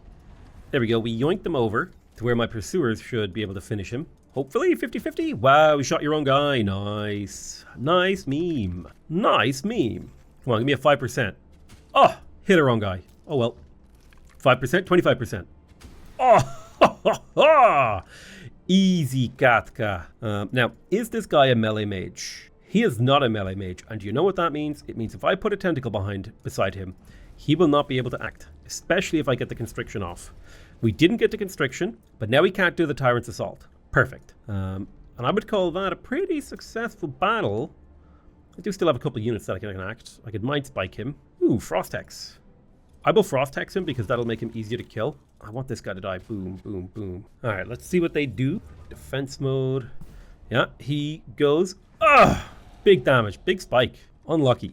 Alrighty. Let's get a constrictor up here. 19% chance of constriction. That's okay. Boop, boop. Step you forward. Yee! Failed, but we did freeze him. Perfect. So there's nothing he can do about being frozen. Great movie. And the enemy is fleeing the field. Amazing. So it cost me 3 skeletons. Now, I think the auto resolve might have actually done better there, but that's fine. They're fairly low-level skeletons, so I can recruit some more. Oh, the chaos-consuming Astral Bane. 8 physical damage, 8 electrical damage. Magic Origin Slayer. Slay Queen. Holy crap. Consume Chaos and it's critical chance, Magic Origin Slayer, and Consume Chaos. That's insane. We got a bunch of research, mana, gold, and food. We also got the Death Calling Pike, which is a tier 1 triple damage channel pike. The Pants of Swiftness, the Dousing Robe, the Dousing Signet, and the Striking Chaos Eater. Man, Consume Chaos, that's so cool that all the items down here consume Chaos. This is like super neat. But we have cleared this sanctuary, which will allow me to build a sanctuary outpost. Little sanctuary down here in the underground. You do love to see it. You do love to see it. Look at them. He's got no legs. He's got no legs, man. You love it. Love it. All right, let's see how this Astral Wisp army does up against this. If I auto-combat, not too much damage. Nice. We collect 9 souls. We clear the thing. A little bit of money. A Thunder Warding Cloak. We'll take that reward. I should definitely be forging an item. Let me open up my arsenal. I'm going to go with the secondary weapons of a tier 1. A Hardy Defender is nice. It's plus 5 hit points. I'm going to disenchant that. The Defiant Defender. It's fine. I'll disenchant that. The Hardy Protector. Fire resistance and health. That's pretty good. Head items. Torso. Resilient Plate is nice, but I can build better. Cleansing Cloak is nice, but I can build better. We've got Hardy Armor in here. There's also Defiant Plate. I don't need a Defiant Plate. Legs. Pants of Swiftness. Ring. Dousing Signet, Fire Resistance, Lightning Resistance. It's good, but I'm going to disenchant it because I want to build my own rings. I'm not going to be able to use mounts soon, so I'm going to just kill everything except for the tier 2 beetle mount because I like him. Little beetle guy. He's my friend. So have I discovered any blueprints? I have no idea how blueprints work. So I want to build a helmet for Malzar. Let me take a look at Malzar here real quick. So Malzar the Glorious is using a Mask of Fortune. That is a really cool helmet. I do not need to build him a helmet. He is using the Rapid Surge boots. Maybe I should focus on building for my Sovereign. Yeah, we're using a Defiant plate. Like, we should totally look to cover his shock weakness. He's ethereal, so he's weak to lightning. So in order to cover that, we should build a lightning resistance item for him. Do I have a lightning resistance item? I do. I have a Thunder Warden Cloak. So I'm going to equip that. That's a pretty damn good item. It covers his weakness pretty nicely. Now, another thing we can do is if we want to, like, this is kind of cheeky, but like, let's say we went to the overworld and we were like, hey, what kind of damage is this guy using? So like this unit, physical damage, all right. Physical poison, physical frost. You know, we can kind of investigate what his armies are capable of doing and then design items to counter them. Now, it is only really designing an item for a single unit, which is fine. But I'm going to pop in here. My Sovereign, which is blah, blah, blah, blah, is using the Relic of Mind, which is a tier 4. It's an amazing item. We don't need to, no notes, no changes. We probably don't need the Sanctified Mask. So I'm going to go ahead and unequip that and see if we can give him something better. Now, my Sovereign hasn't actually been taking damage, so I'm going to look and see if I can build a helmet that will do something useful for him. Let me go down to the helmet category. There's not a whole lot of stuff in here to really help my Sovereign. He doesn't need any of this stuff. You could make an argument that Starblades is pretty okay. Genuinely, though, here's what I'm going to do. And I think this might actually be the best item that I can make for my Sovereign. +5 hit points, +1 defense, +1 resistance, and then +4 lightning resistance. This tier 4 item will cost me 320 infusion, but I'm pretty sure this is a best in slot item for him. It makes him, it completely covers his lightning resistance vulnerability. It gives him +1 resistance to magical and physical damage, and a tiny little bit of health to stack with all the other health and resistance bonuses that he has. And it's all coming in a single slot. I really don't think there's a better item for him, so I'm going to forge that. It'll take 4 turns, and I should really have the item forge cranking as often as I can. Okay, I'm going to pop in here and kill this NPC army. It shouldn't be too hard. It should be an easy auto combat. Shouldn't lose a guy. We will get 75 food as well as the Death Calling Broadsword. Very nice. Take that reward. I could continue to advance, but I'm pop back here for a little bit of a heal because this army is getting a little bit worn down. A hero has leveled up. That was Malzar the Glorious. It's time to actually give him some abilities. Sprint is good. Sentinel is okay. Now, the way this guy has been built has been to really go hard on the assault side of things. So I'm going to give him Vigor for +10 hit points. He is built extremely towards combat. He does a lot of damage. He's very tanky, and I need to make him tankier, ideally. We will look into what we can do to make him stronger. But right now I'm focusing on my Sovereign, to kind of round him out with good items. My Ruler also leveled up. I think I have all of the Eldritch stuff that I want. Oh, hello. Ooh, Cosmic Caster. So I can't take any of these, so I'm not going to look at them, but I can choose between Enthraller. Eldritch Truth becomes Enrapturing Truth. So Eldritch Truth is a 70% chance of madness. Enrapturing Truth is a 70% chance of enrapturing domination. This unit is dominated. It's controlled by me. Lasts until the end of combat. I can spend mana to keep it forever. The unit is berserk, and it deals 20% extra damage. And it gains the manipulator ability. The following abilities target an additional target within 3 hexes: Eldritch Mind Control, Delirium, and Desperate Anguish. Oh man, I have all of those. Well, no, sorry, I don't have Desperate Anguish. That's crazy. So Enthraller is insane. Requires Flesh Weaver. Mind Devourer. So Eldritch Truth becomes Mind Shattering Truth. Now, Eldritch Truth is the madness until the end of combat, which basically makes it insane and take damage over time. Mind Shattering Truth, it becomes inflicted with madness until the end of combat. Otherwise, it gets insanity for 1 turn. Ooh, and this one actually, now, it will actually do damage, 20 damage, and it cannot be reduced, and it would become Mind Red. Deals 70% more damage against a target afflicted with madness, insanity, despair, berserk, or other mental negative status effects. Very powerful. I think I like Enthraller. The fact that we hit multiple units here is kind of super interesting Yeah, I'm gonna grab Enthraller. The fact that the fact that Enrapturing Truth will allow me to dominate the unit and capture it if I want is kind of neat. Although I do like the idea of my hero being able to do more damage. Yeah, I'll take Enthraller. Yeah, I'm gonna take Enthraller. So we can choose a new ability for this guy. It'd be good to have an ability that I could use with no Eldritch Phase would be good, actually. And here's why. Because I've been having trouble repositioning this guy and then being able to act. But being able to reposition him with Eldritch Phase would allow me to use things like Mind Spike more easily. So I'm going to grab Eldritch Phase. That's a great ability for him. Akri the Keeper is also leveled up.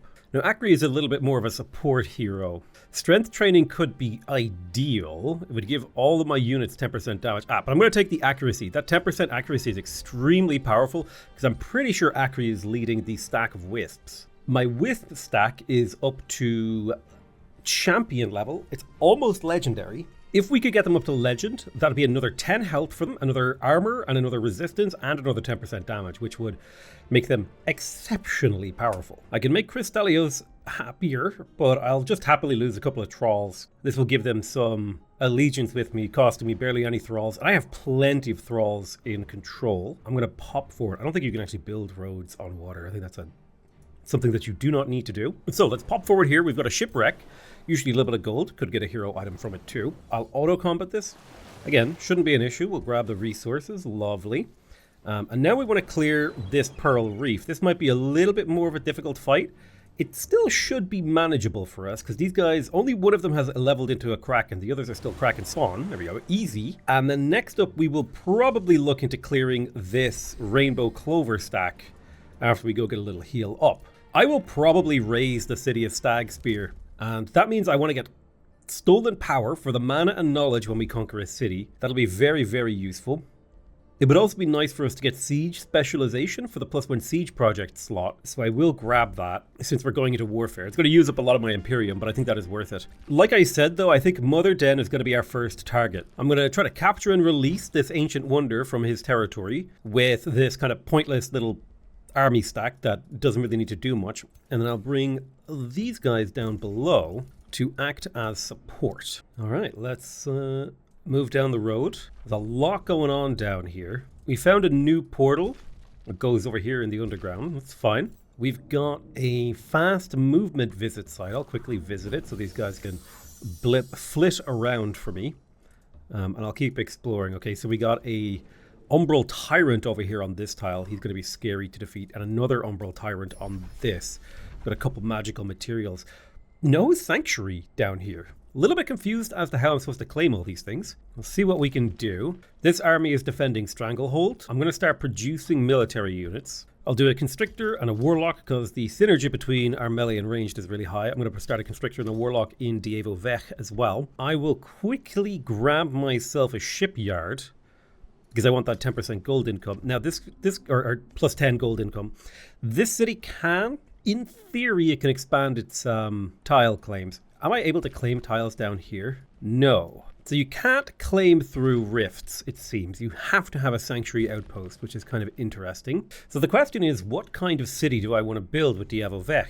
What is going to be my ultimate building in here? Armories are really damn good, as are Smith's Guilds, because it makes all your units start off at a higher level. On the other hand, I could get a Scholars Guild, which would give me a ton of research. In order to make this city produce faster, I'm going to go ahead and build a stonemason and then see if I can get the Masonic Hall. And I'll put that to the front of the queue. It's time to increase the production of Diego Vech. A sanctuary outpost down here is able to expand. We have 3 choices. This is its second choice. I can get the mana node. That's a 10 mana, 2 research, or I can get 32 research per turn. I feel like there's one of these choices is better than the others, and I think it's that 32 research per turn one. I will start producing palisade walls in here to make this a better defended outpost, but I don't know what to annex. It would be nice to get the Pearl Reef. Question is, do I want to build a Mages Guild here? If I'm building the Mages Guild, I will want to build 4 quarries, so it's probably a good time to put some more quarries adjacent to the Dark Forge. Nilzadum can claim another province too. So I wanted to go down here to grab the Haunted Halls. Now he built an outpost here, which is annoying. So I tell you what we're going to do. We're going to claim this tile with a Forester. Yeah, we're going to claim this tile with a Forester. And then as soon as I can afford it, I will boost the city with Imperium to get down here. Because he has set up a outpost down here to be annoying, and I don't want to let him grab this. I'm not okay with that. My crappy little weird stack is under attack. I have no mana, so I'll just let this auto combat. I need to get more mana. We're under attack by the AI down here. If I auto combat this, what will happen? I would lose a skeleton mage. I'm unwilling to accept any losses in this battle, so I'm going to manually fight it, of course. Now, we have 0 mana to play with. We do have Rotting Explosion at the very least. What heroes do we have access to? We have Malzar the Glorious, and we have Filnirta the Knight, who can create a tentacle. All great things. I'm going to summon a level 3 undead, Banshee, and since it's a summon, I can basically just send it to, a tier 3 undead rather. I could just send it to go do its job. I'll skedoodle forward and strengthen my Bone Fiend while scuttling forward with my skeleton mages. Positioning isn't super important, mostly just not trying to get completely out of position, and I'll create a nice little battle stack here. My shock units will flank out right because they're really good against shield units, especially these tier 1 shield units. They should be able to crush them with just a little bit of support. Let's go ahead and end the turn and see what shakes out. I'm hoping that my enemies will group up and I can make use of the Banshee in a big AoE capacity. Okay, that's perfect. I can pivot my Banshee to the right here. Step, not enough action points. What do you mean? Oh, it requires a full action, but it leaves you with 1. So I'm going to phase into the center of my enemy stack, and then I'm going to do a Wail of the Banshee, which is a 90% chance of doing serious weakening of them. So even if they were to attack this Banshee, they won't even do that much to them. All right, we'll push you forward. You get up here. You get up here. Get in here. Boom. Boom. That's a summon, so I don't care if I fire strike him. It's totally fine. Charge strike here to break his retaliation. My hero's going to move forward. I'm going to try to assassinate someone here. 36% chance. I'll take it. Boom. Instant assassination. And now I'll do 37 damage to him, which is omega good. All right, let's get these skeleton mages up to support. We want to apply as much weakened and as much misfortune as we can to our enemies to reduce their damage. I'll get my Bone Fiend up here to break them. They should now all have low morale. I'll bring my, let's see, the range of attack there. I'll skip you forward and I want to weaken him, right? So even if he runs forward now, you'll barely take any damage. And now my Necromancer can scuttle forward and maybe take a shot weakening him. Perfect. I will scuttle forward with my hero and blap him too. Well, we missed, no big deal. I don't have any spells that I could use. I can do a Rotting Explosion on this Banshee. No, it has to be a zombie or skeleton. Unlucky. All right, my poor little Bone Horror is getting blasted. I assume they're doing this because they have a flank on him, which is honestly fine. Rising Fury is scary. But they are killing my Banshee, which does not matter to me because this is a summon unit. It means it does not affect my capability of running this battle. Great, you killed a Banshee. Nice. You also set me up for like the greatest whirlwind attack in history of mankind. Whirlwind, big damage. I'm going to spawn a tentacle right here and then whip these guys in the back. Bam, bam, bam. 36 damage and they're constricted. Bam, bam, bam, bam, bam. If I move 2 tiles this way, I can take 2 shots at this guy. That'll give him burning and weakened. Blast, blast, blast. If I step this Necromancer 1 tile to the left, I can move this guy to the left, get another 2 potential shots off. Give me that kill. Come on. Take a step back and then shoot him. Perfect. Bone Horror, go ahead and eat a corpse. Num, num, num, num, num. Cancel his retaliation. Kill him. Soften this lad up. There we go. Perfect. And now when I hit him, should basically break him. Especially if I'm flanking this guy. It should cause a mass rout in the hope. Come on now. Okay, no mass rout. Unlucky. We were right on the verge of causing a mass rout, however. Yeah, there it is. Counterattack made them flee. Was the goal and the hope. So now we need to deal with these guys. My tentacle can do a lot of work here. Perfect. I will run. I want to raise the undead. I'll rush forward with this decaying zombie, getting 2 kills, hopefully breaking morale even more. Morale very low. This hero has been able to hold his morale pretty good. I'll scuttle forward with Phil Nitra and try to blast him in the back. Flank attacks do lower morale. That's important to remember. Every flank attack lowers morale by 3. So if we can hit him with those, we can get him down. I'm going to run around the side here. Flank attack this guy. Hopefully he's almost broken. I'll run around with my Magma Spirit and shooting here. That might be a flanking attack. It was. And he got crit. Oh, very nice. Misfortune, 65% chance to hit. He's having a bad day. He's about to have a really bad day. Lovely. I will chase these guys down. is getting the kills is fun. My main hero is going to charge strike this guy for 45 damage plus a flanking strike. Crit flank strikes should be illegal. They should be against the Astral Convention. Jesus. But yeah, we completely wiped the floor with them. It's all ogre. We're going to immediately counterattack to invade. Oh, look at all these units we could raise. We could raise all of these. We could raise them all. Oh, what if we raised them all? The problem is they wouldn't be the Gloom units that I need. They wouldn't have the special abilities that I want. All right, I'm going to take Malzar and pop him into this tier 2 army stack. I think that will work better. These are stronger units at a baseline than these Dark Warriors. I mean, don't get me wrong, the Dark Warriors are great, but they are tier 1 units. I mean, they are legends, you know, so they're powerful, but they're still tier 1 units. We're going to put the city under siege. It'll take 3 turns. Do I want to add some siege projects? I think it would be fine to do a headlong assault. The problem is it's hard for me to recover. If I did a headlong assault, we would take a turn off of the breach time, so I think that's worth it. Now, we've got a couple Umbral Mistresses standing on a Tome fragment. Let's go ahead and blast these guys. It's saying it's a risky battle. Very well. I will bring another stack over to lower the risk of the battle. I love low risk plays. Big fan of the low risk. Easy auto combat is my hope. No deaths. Okay, we lost a skeleton archer and a skeleton archer. They were fairly low level units. I will accept that, and I'll just raise another 2 to replace them. Ooh, Golden Horde. Summons a full army of random non-scout tier 1 units that can be produced in a city on a target hex. That is a powerful spell. Tome of Chaos Channeling.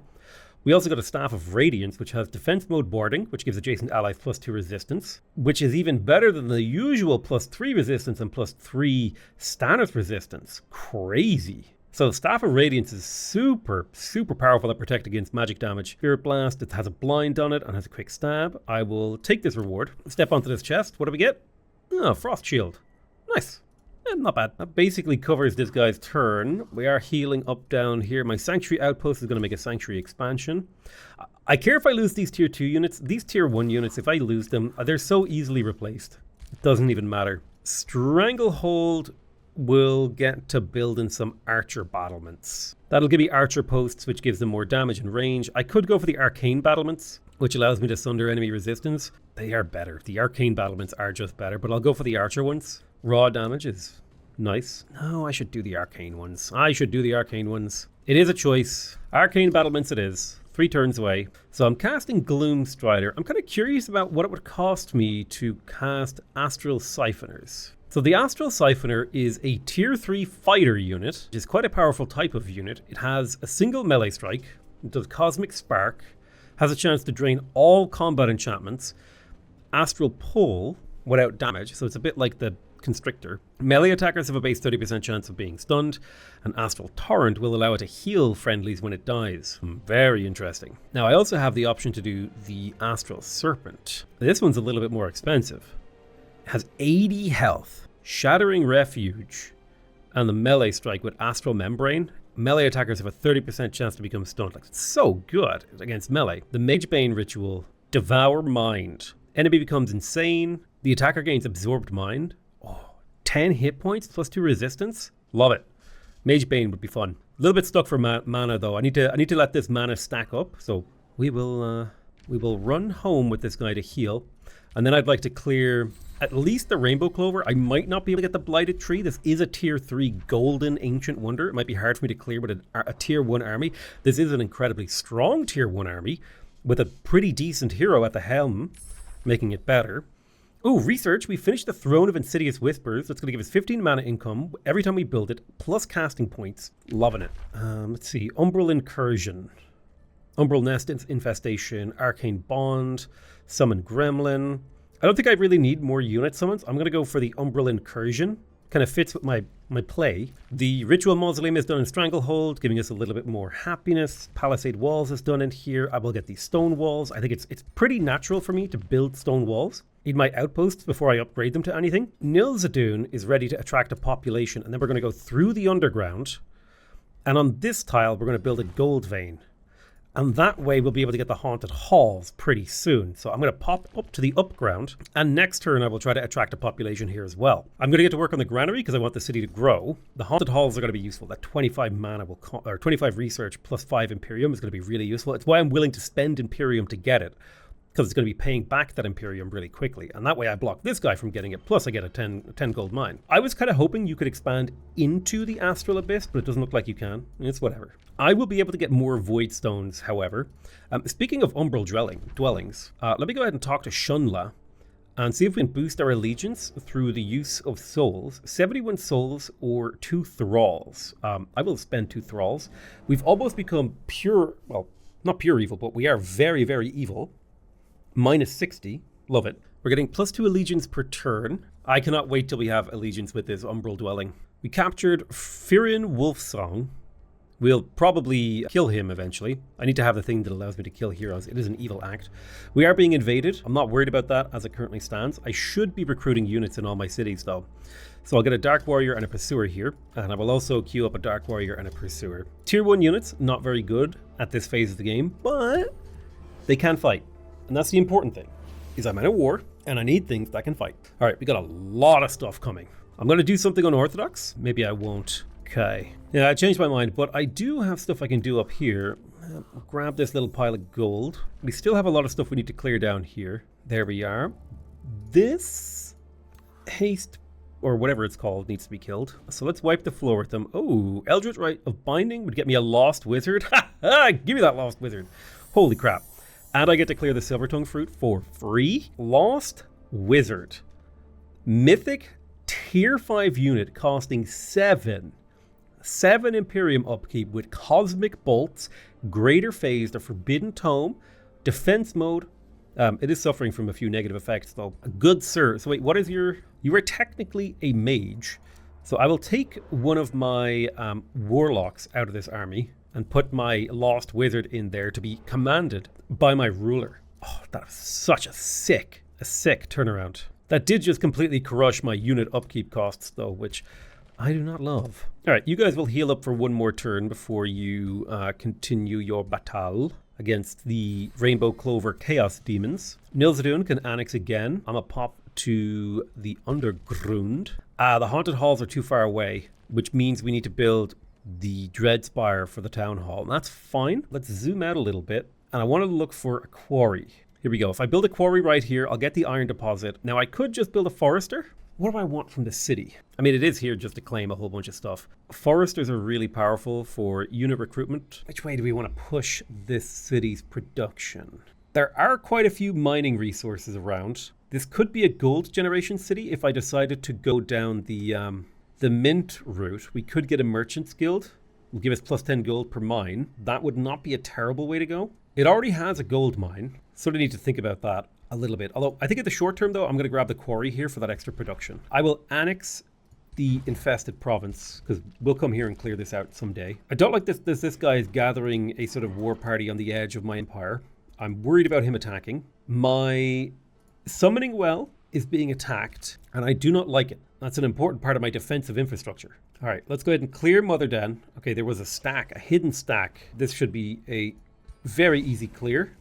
Boom. Take a very small amount of damage, collect a whole bunch of stuff. I will decide later. I could vassalize this, bring them under my control. I could raise it, which would get me 600 gold, as well as -20 alignment, allowing me to become more evil. So I will begin the raising process. And as far as I'm aware, I'm going to quickly grab the advanced sensing so I get more vision underground. As far as I'm aware, there's no way for him to get down to here except for through this. So unless there's like a hidden unit stack, they won't be able to get down here to stop the raising process. And we can just go counterattack. Stranglehold is under siege. I'm trying to get units over there to defend it. A lot of stuff is being pillaged. Very, very normal stuff. Now, you are going to take everyone except for one of your warlock guys. And we're going to move over this way. I'm hoping that putting him into this army stack. Yes, look at this power. This Lost Wizard. And he's already elite, dude. Oh, amazing. So it is a question. Do we want to get Rainbow Clover or Silvertongue Fruit? Let's have a look. So we could get Haste Berries plus Rainbow Clover. Ooh, that would give us the Imperial Essence, which is 15 Imperium per turn. I'm seeing the value in annexing to the left instead of to the right. If I was to annex to the right, I would get a lot more gold. And then a little bit of gold over here. If I annex to the left, I get research plus rainbow. Dude, getting the getting the Imperial Essence plus these berries, it's gotta be worth it. So I'm gonna go left. My heart is telling me to go right, but I gotta go left for the Imperial Essence. 15 Imperium per turn is extremely powerful. I'm gonna redesign some of these stacks. 3 Pursuers.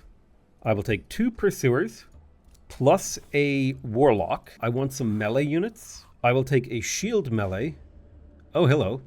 Tenebria's Zavura. I will give them a Sacrifice of Thralls. I have a lot more souls. Here you go, have some souls. So who did we meet? Oh, Zavura. Hello. I will boost my allegiance with you as well. Have some more souls. I have so many.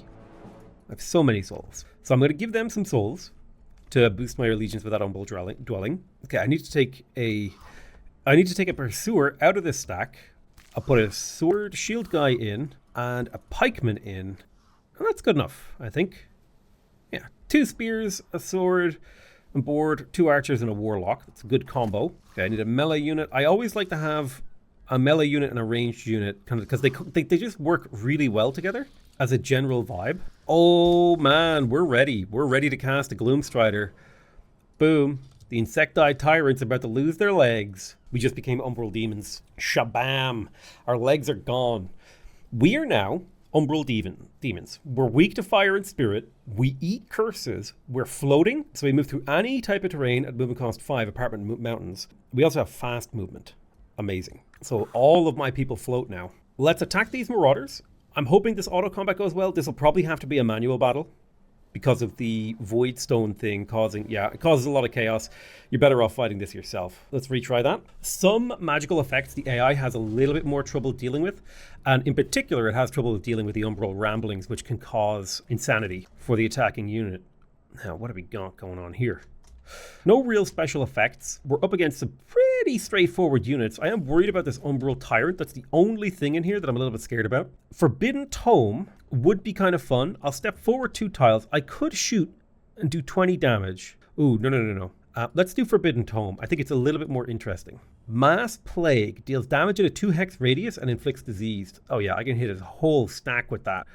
That's beautiful. I love that. The Lost Wizard is really, really cool unit. Now, my hero as well. I probably should have done the Frost Hex first. The cool thing about the Frost Hex is it means that enemies have a 20% chance of becoming frozen every time they get hit. I'm also going to hit so much stuff here. Boom. Critting. Killing most of their stuff immediately. I do need to worry about this guy because he's pretty strong. I might float a tentacle beside him because I can constrict him. Blam, blam, blam. Nice, we got him constricted and frozen. Okay, this has just become simpler. Now, we absolutely, under no circumstances, do we want any of our units standing adjacent to each other, because that can cause an insanity cascade, where one unit goes crazy, which could cause another unit to go crazy, which could cause another unit to go crazy. So we want to keep at least 1 tile in between all of our units at all times, which makes fighting a little bit more complicated because we have to be a lot more careful with our positioning. More complicated, not impossible. That's the important thing that I want you to keep in mind. All right. These guys are a little hurt, so I'm just going to have them sit at the back. Ooh, do not stand beside each other, because you guys could just end up killing each other. Yeah, so I have all my units spread out. There's no chance we can get Insanity and Insanity Cascade. One of my spearmen got blasted, which is fine. Losing a single unit is completely within the realm of stuff that I'm okay with. I'm going to use you to slap this guy again, because there's a chance that you could constrict or stun him. Now, so how do I deal with this Astral Siphoner out here? I'm going to do a Greater Phase. A lot of damage on this Forbidden Tome. I could basically kill this guy with my Cosmic Bolts, so I will. Boom, boom, boom. He's dead. Lost Wizard is insane, by the way, in case you didn't realize it.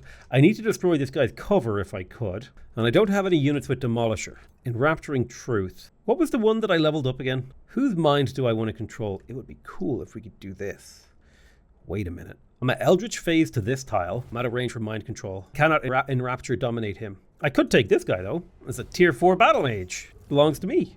Yeah, you nibble on him. You nibble him. Give him the nibbles. Okay. I'll get my little skitterer over here to slap him with his Frost Hex. Okay, very nice, very nice, very nice. You run up this way. Fortify. You run this way. Shoot once. Boom. I like how I said fortify, even though this isn't a Civ game. You run up. Shoot once. Try to get him with that Frost Hex.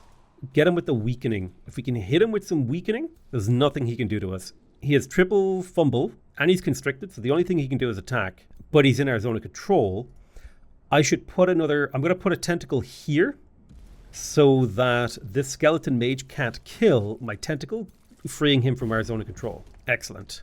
Now I just need to focus fire onto this astral siphoner. So 65% chance. Lovely, lovely, lovely. And 66. It's getting weakened. Go ahead and climb the hill and shoot down. Oh, you shot our own unit. That happens sometimes. Blap, blap, blap. Can't. I'll pull this spearman back because he's taking up one of our battle tiles, aka a tile where a unit can actually shoot from. Bring my mage forward. You're going to retreat because there's not enough room for melee in here, so I'll just pull you guys back to a safe distance. Besides, they're fighting a guy with astral membrane. And I think that's a wrap on this turn. Came forward and he poked us. A little bit of weakening happening. He's constricted. Yeah. This Umbral, what's his name? You're done for, kiddo. All right. Tentacle. Slap, slap, slap. The Frost Hex is so good here. We have like so many small little chances to freeze him so that he can't act. We can basically just chip away at him all day. At some point, he has a chance to become frozen, which he just became frozen. Amazing. For a little bit of crack, I will have a look at what the new spell is. Conjure an Astral Siphoner or an Astral Serpent. Very nice. Well, we've got Astral Siphoner. Go ahead and give this guy a little yank, bringing him over to the zone of control of my hero. Target cannot be affected. Sunder defense. He would go insane. I think we'll just Mind Spike him. Trigger the Frost Hex. We need to avoid being adjacent to each other. But he should die next turn. Nothing he can do. He will not suffer. Boom. My weird little dominated guy killed him. Now, it is a bit of a question as to whether or not we want to take him into our employ. He is a tier 4, so he does have Imperium upkeep, if I remember correctly. But it would be kind of cool to have that Direcaster. And I did only lose a skeleton polearm for that. It was like super worth it. It would cost me 300 mana. Dismiss. Man, I would have loved to get that Direcaster, but I understand now that the mana is really expensive. I get it now. It's fine. All right, we have another thing to clear. Let's auto-combat that. Hopefully 0 losses, please. 0 losses. Come on. Man, you're going to make me fight this. Make me fight my battles. How rude. How rude of you to make me fight my battles. Like, come on. Okay, little Tentacale. This is the Umbral Mistress. How many Umbral Mistresses are there? Looks like there's just one. I think I'm going to try to lock her down with a tentacle. Slap, slap, slap. She is constricted and can't go anywhere. She can still use her spells, but at the very least, she can't like do anything too crazy. My Lost Wizard, I'm going to phase forward and summon the Forbidden Tome. Astral Rift or Astral Serpent. I will summon that right there. Shattering Refuge. If I do it right here, bam. Enemies are slowed, meaning they can't get anywhere, and they can't hit this guy anyway. We need to deal with you. I'll do a little Eldritch phase. How do you feel like being Enrapturing dominated? Oh, yeah. Boom.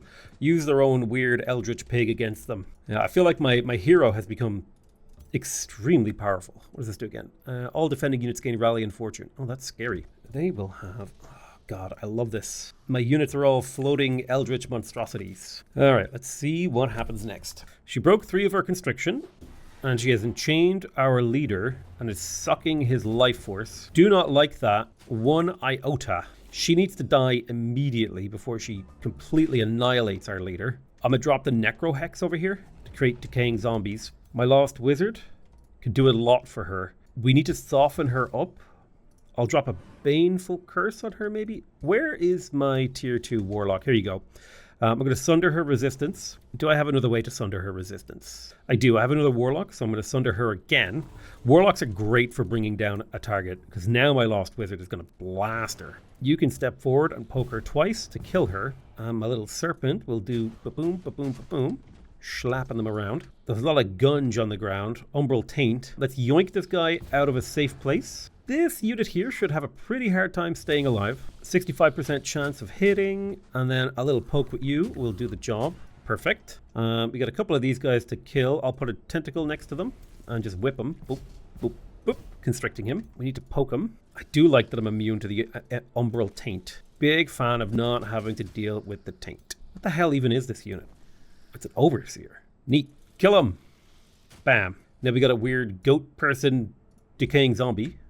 You love it. What do we got in terms of Archer? Shoot him. Run forward and shield. Run forward and shoot. A little bit of ruining his strengthened and his fortune. Should be a fairly straightforward battle from here on out. Go poke him to kill him. Bam. Our morale is high and we got a couple decaying zombies. We got this in the bag. He can't even do anything. And my weird Eldritch Boar thing that I dominated. Slap, slap, slap is helping too. Go poke him, little serpent. God, the Lost Wizard is crazy, dude. The Lost Wizard is a unit with an insane amount of potential. Now, I can't afford to recruit this as much as it would be really fun. I don't want to recruit any more skeletons either, because I'm already struggling. We do get the unicorn mount and some food. So we just got one more thing to clear down here. We do need to expand our sanctuary outpost to grab these 2 magical materials. Yeah, I think these stacks are basically done for the turn. Diavek built a stonemason and a constrictor. We put that constrictor down here. We have a turn to reinforce Stranglehold. Sanctuary outpost got its palisade walls. I'll build a stone walls in here. You expanded. We already worked on the other thing. Pitch Vec can annex another province. And we definitely want to focus on building these shipyard things.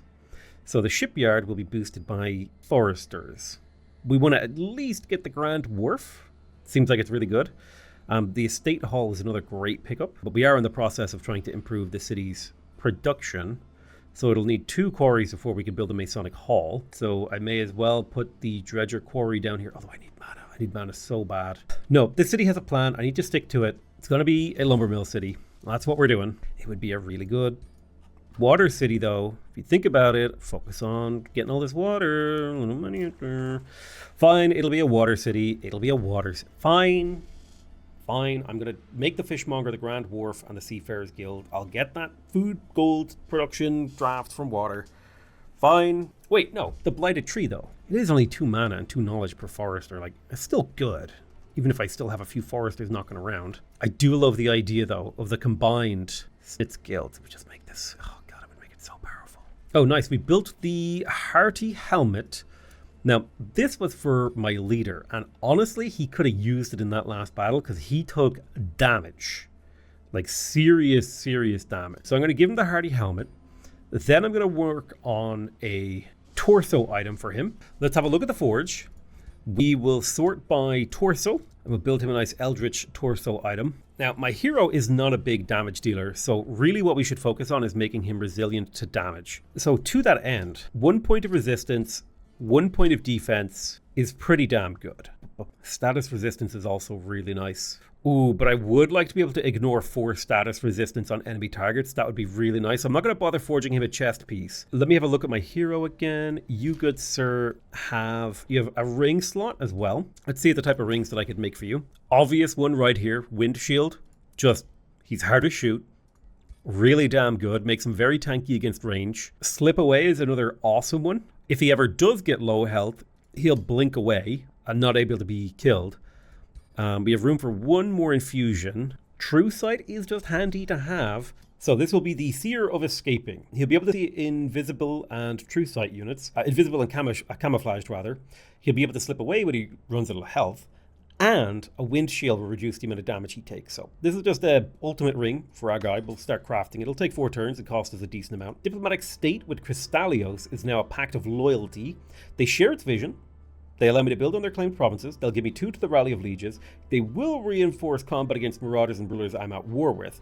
They aren't quite my vassal. We can still cooperate with them. I could get those focus crystals. 10 gold per turn for focus crystals seems pretty good. I will do that. Let's have a look. Crystallios. Not a whole lot of room to expand this city. Okay, we got focus crystals, which will give us accuracy, range, retaliations, redirecting damage. Ooh, 10% experience to all our units is nice. We were insulted by Alucard Draconis. He does not like the fact that we are so evil. We can now rally Wind Ragers from Crystallios, which is a very interesting tier 2 fighter. The nice thing about the Wind Rager is that it's a relatively cheap tier 2 fighter. It does use mana as an upkeep. It has Frenzy, so when it lands an attack, it gains a stack of strengthened. It has Wind Barrier, so it's basically impossible to hit with range.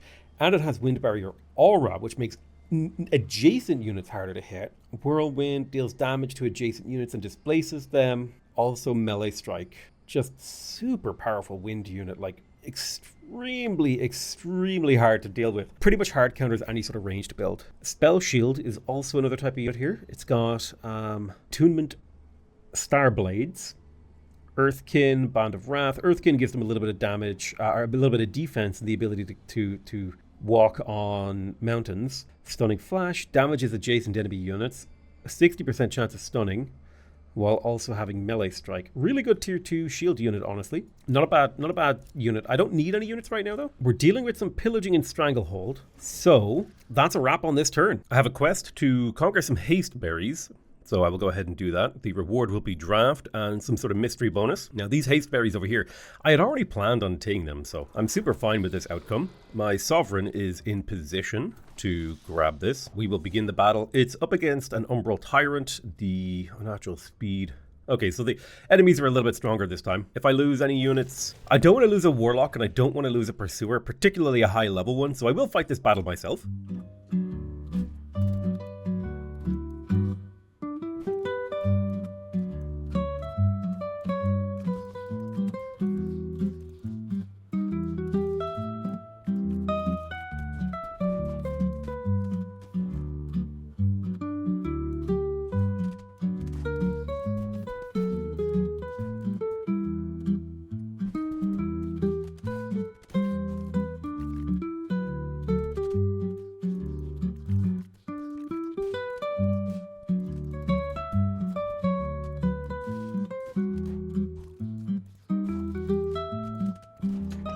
Alright, not so bad. We managed to get a much better result that time. I dominated a unit, prevented any losses. We got 16 souls and a thrall. And now I could get the Will Thief. Let's see, it's got Melee Strike, Umbral Lash. I'm kind of, you know what? I'm intrigued by the Will Thief, but I can't actually afford it, so I'm just going to dismiss it. Wish I could have dominated it. Unlucky. So I've cleared this Umbral zone. The next one that I need to clear is in here.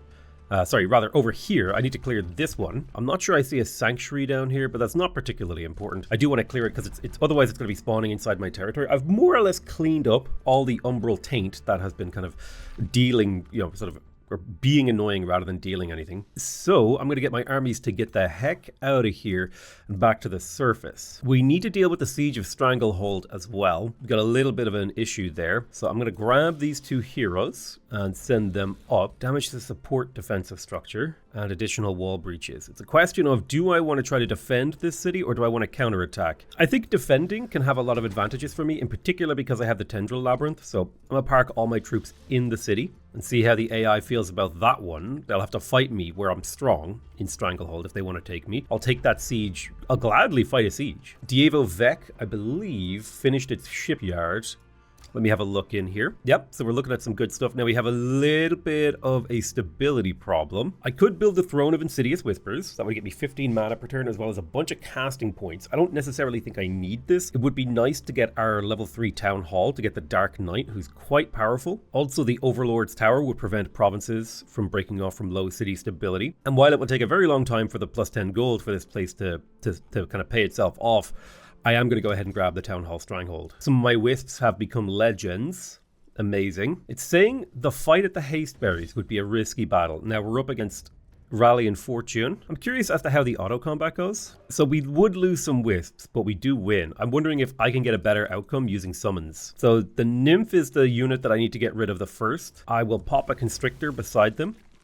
I'll start blapping them with my Constrictor. We'll try to entice our enemies to come fight us over here on this right side. Now they do get Rally and Fortune, and my Tentacle is distracting over here, which it was supposed to do. I'm going to immediately create another Tentacle right there and slap the Nymph again so that we can try to deal with these guys first. I'm going to rush forward. Dark Ritual can only be used once per battle. I'm going to rush forward with my leader to hopefully slap this guy and trigger his displacement, meaning he can't displace anymore. Which means when I shoot him, we have a 55% chance. I can get that up to 80 with this guy. Boom, boom. You've got a 55 with 3 shots, or I can take an 80 with 2. I would rather the 80 with 2. Perfect. Now what are you? These are Entwined Thralls. I'm going to shoot the Entwined Thralls mainly because I want to reduce I want to put Weakened on them.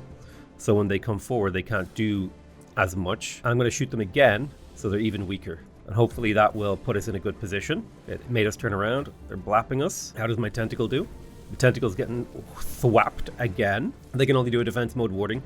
So keeping these guys distracted is going amazingly well. Bam, bam, bam. While we deal with the sort of main army, I'm going to use this is a resurrection ability. Okay, so I can bring an ally back to life. That's so powerful. I'm going to run forward and stab him. Boom, because that's a guaranteed kill. I will shoot this guy with my weakest wisp, because that means I waste the least amount of damage when he teleports away. Oh wow, he made us fumble, which sucks. But now we can triple Cosmic Bolt him for 33 damage, ideally. And then again, hopefully. Fumble is quite powerful. Now, I want you to move 2 tiles this way and get this kill as well. Perfect. This guy's on fire. I may want to pull him back. He still has good health though. Oh, here they come. Perfect. I hope only one of them comes over. No, and they left the nymph alone. That is genuinely perfect. This is a melee mage, so we don't care. I think I'm going to go ahead and launch a heal across all of my wisps to buy them a little bit of time. Some of these bodies don't create decaying zombies. I could play the Dark Ritual right here, do a little bit of damage and get a decaying zombie, so I will. 95 damage on this guy. Now he does have the Consume Chaos. It'll remove all negative status effects. Really bad. So we need to kill him in one hit, basically. Because if he does Consume Chaos, it's going to be bad. Where can he get to? Well, if we stand behind our wizard, they can't get us. So now we can shoot twice. Sunder his resistance a little. Targets all adjacent enemies. I'm going to hide you back here where you're in the obscuring. That will give you 40% harder to hit with ranged attacks. So even if this guy does decide to target you, he has a low chance to hit you, which is ideal. And then I'll move you to there, and I'll move you to here, and we can blast this guy twice. And his resistance should be -5 right now. No, it's only -4. Doesn't matter. He is very weak. I would call this a successful battle. Hopefully we can keep our wisps alive. Oh, that was a painful triple strike. Oh, they inflicted my leader with insanity. But I'm going to conjure an Astral Keeper right here, so that I can give an Astral Blessing to my leader to give him 25 extra health. 80% chance to hit. I'll step you forward. I'll take another 80. We'll do another couple hits on you. I'll bring my decaying zombie forward to sort of be annoying. I'm going to keep you in the back where you're safe, and I'll step you forward 1 tile to shoot him twice. I'd say I'm doing pretty okay here. I haven't taken any major losses. Now, he did consume chaos, which is a little bit of a problem for us. My unit was inflicted with insanity. He has what chance? Damn. If he has managed to berserk or insane my units, is that like a thing that he just does? Impressive. Okay, lightning blast. He has misfortune. Fire. We'll fire at him until he's dead, and now he's dead. Perfect. We have claimed the soul, which means we now have the hasteberry, 16 souls, and a thrall. So, sorry, this is a rainbow clover. 10 food, 10 happiness, and 100 relations with free cities. Very nice. We will want to annex this when the city is tiered up. I'm going to go ahead and get the Dreadspire, because it's going to allow me to access tiles another step out. So I'll be able to grab this tile, and this tile, and this tile, actually. So I'll go for the Dreadspire. And I wanted to build the estate hall to continue growing this city, but I think we're good for now. It would make sense to get a quarry or two. So I'll get a quarry over here, because that will lead not only to the city building stuff faster, but also like things like the shrine getting boosted. Oh, we can get another tile. I think foresters are just really powerful in here. I'll quickly grab another forester. The foresters are great because they give you a little bit of food and a little bit of production, and that feels quite powerful. All right, nice. These wisps have done amazing work. I think the only real way to upgrade them now is if my hero gets stronger. So for example, Spur to Action can give a target non-friendly hero unit its action points again, so my units can act twice. Strength training, be another 10% damage. I think that feels like a very, very nice ability for these guys. Now they'll do a little bit more damage, 10% more. Question is, do I think he can take on this golden ancient wonder with a bunch of astral wisps? I don't think he can. I think I would need something else. We have finished researching Umbral Incursion. Okay, what are we researching next? None of the other tier 3 tomes are really appealing to me. What I would love, I think, is something like the Tome of Pandemonium. The problem is I lack the chaos affinity to get it, which makes me really unhappy. So it's a question of, do I go back for something like the Tome of Revelry, or even the Tome of Pyromancy? I don't think I want the Tome of Pyromancy. The Tome of the Horde could be fine, because I do have a lot of tier 1 units, and particularly Battle Seeker training would be great for anyone who's leading like a stack of undead units, because most undead units are tier 1. I'm also fine with going back for something like the Tome of Warding. Staves of Warding would give me bolstered resistance for support units. I don't have that many support units, but Magical Wards basically reduces all magical damage you're going to take. Tome of the Doom Herald could be a really good sort of upgrade here, mainly for the Joy Siphoners, which makes us steal morale for every hit. This works really well with the Dark Culture, because we already weaken our enemies every time we hit them. This just kind of like reinforces that.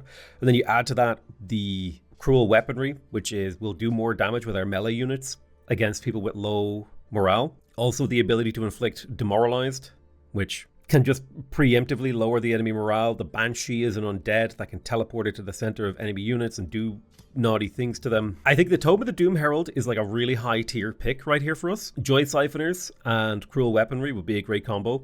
The Doom Depth Trench is also fantastic because it gives you +3 mana and knowledge for every alignment level below neutral, and we are pretty low on the alignment side of things. The Tome of Souls is a reasonable pick. Soul Binders would increase the amount of souls we gain. We do more damage to enemies that are soul bound for our battle mages. Like, this is just a nice DPS increase in soul economy. Soul Overflow would be quite powerful to turn our souls into power on the battlefield, and we have a lot of souls and not a lot of mana, so Soul Overflow could be a good one to get to allow us to use these souls to actually increase our power on the battlefield. I'm thinking something that allows me to get more mana. So like the Doom Depth Trench is a great pick here because of the amount of mana and knowledge it could produce. Mana production feels like it's pretty important. And so for that reason, I'm going to go for the Tome of the Doom Herald to get access to the Doom Depth Trench to be able to increase my mana income. Let's have a look. Cruel Weaponry. I'm going to go for Joy Siphoners first.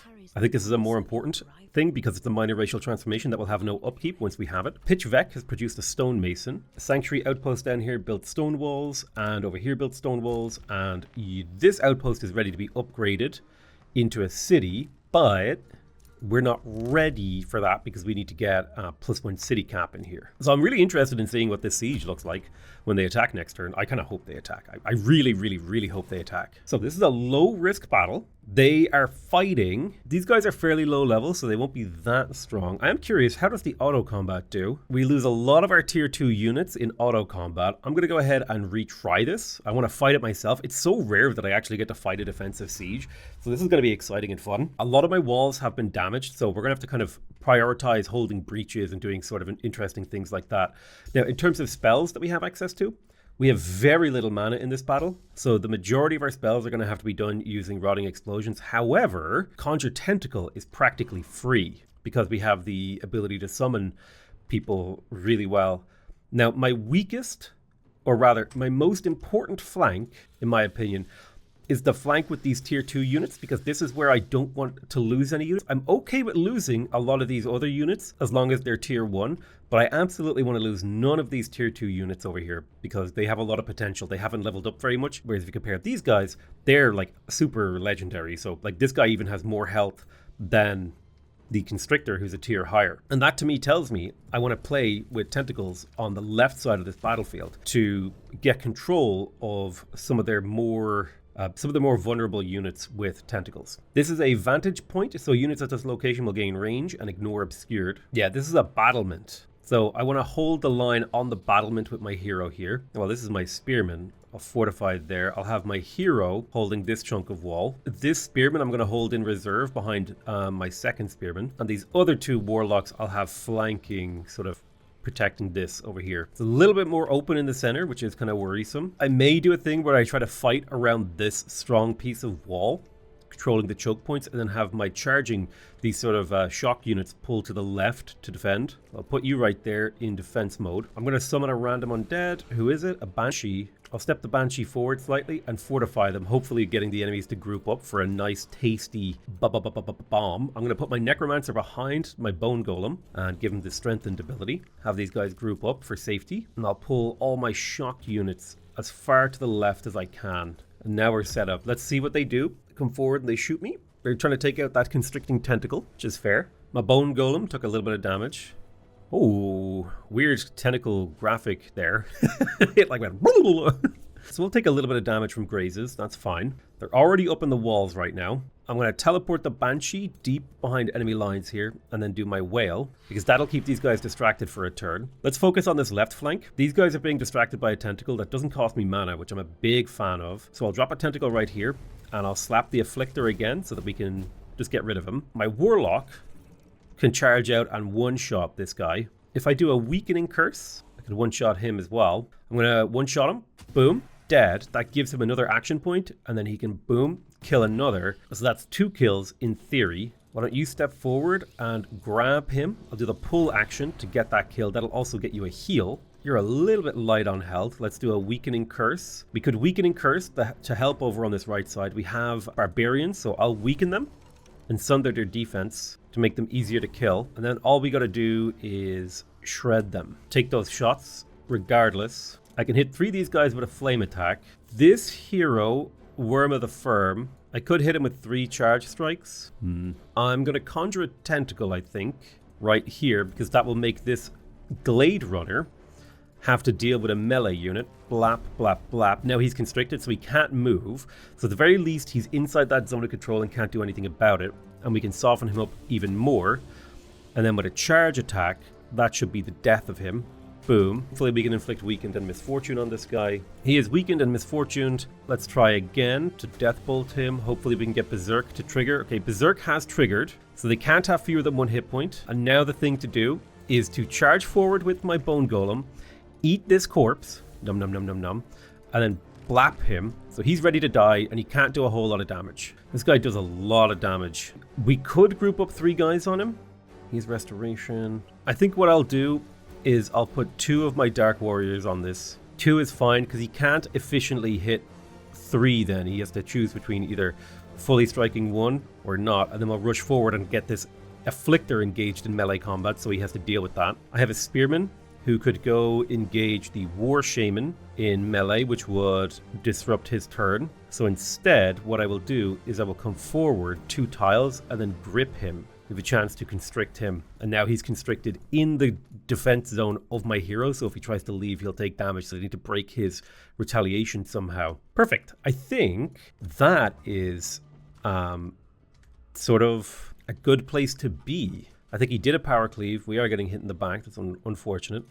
We'll take a little bit of damage in a few different areas, but my bone golem is doing fine. I don't like that my warlock is getting hurt. Oof. All right, I need to get this warlock out of here because he's getting a little bit too damaged, as is my bone golem. So let's figure out our play. You need to be taken out of the battle. I'll get you to there and you'll fortify. You need to also be taken out of the battle, which means I need to kill or remove the retaliation on. Okay, so I can cancel his retaliation, and then I can tentacle him to constrict him potentially. Perfect. Then I need to kill this unit. Let me strengthen you. Give me that 50-50. Perfect. Step forward 1 tile and then take 2 90% shots on this guy. Step forward 2 tiles and then take 2 90% shots on them. They are pretty resistant to damage, it seems. 3 shots. 1, 2, 3. Not quite what I was hoping for. I'll walk you forward and get a flanking shot. Step you forward 1 tile, get that flanking. Need to kill this guy because he's the only one who could run forward and theoretically kill this guy. So I'll use my decaying zombie to get this kill. It's kind of important. Now I can drop another tentacle somewhere. Okay, let me poke 3 times. Poke, poke, poke.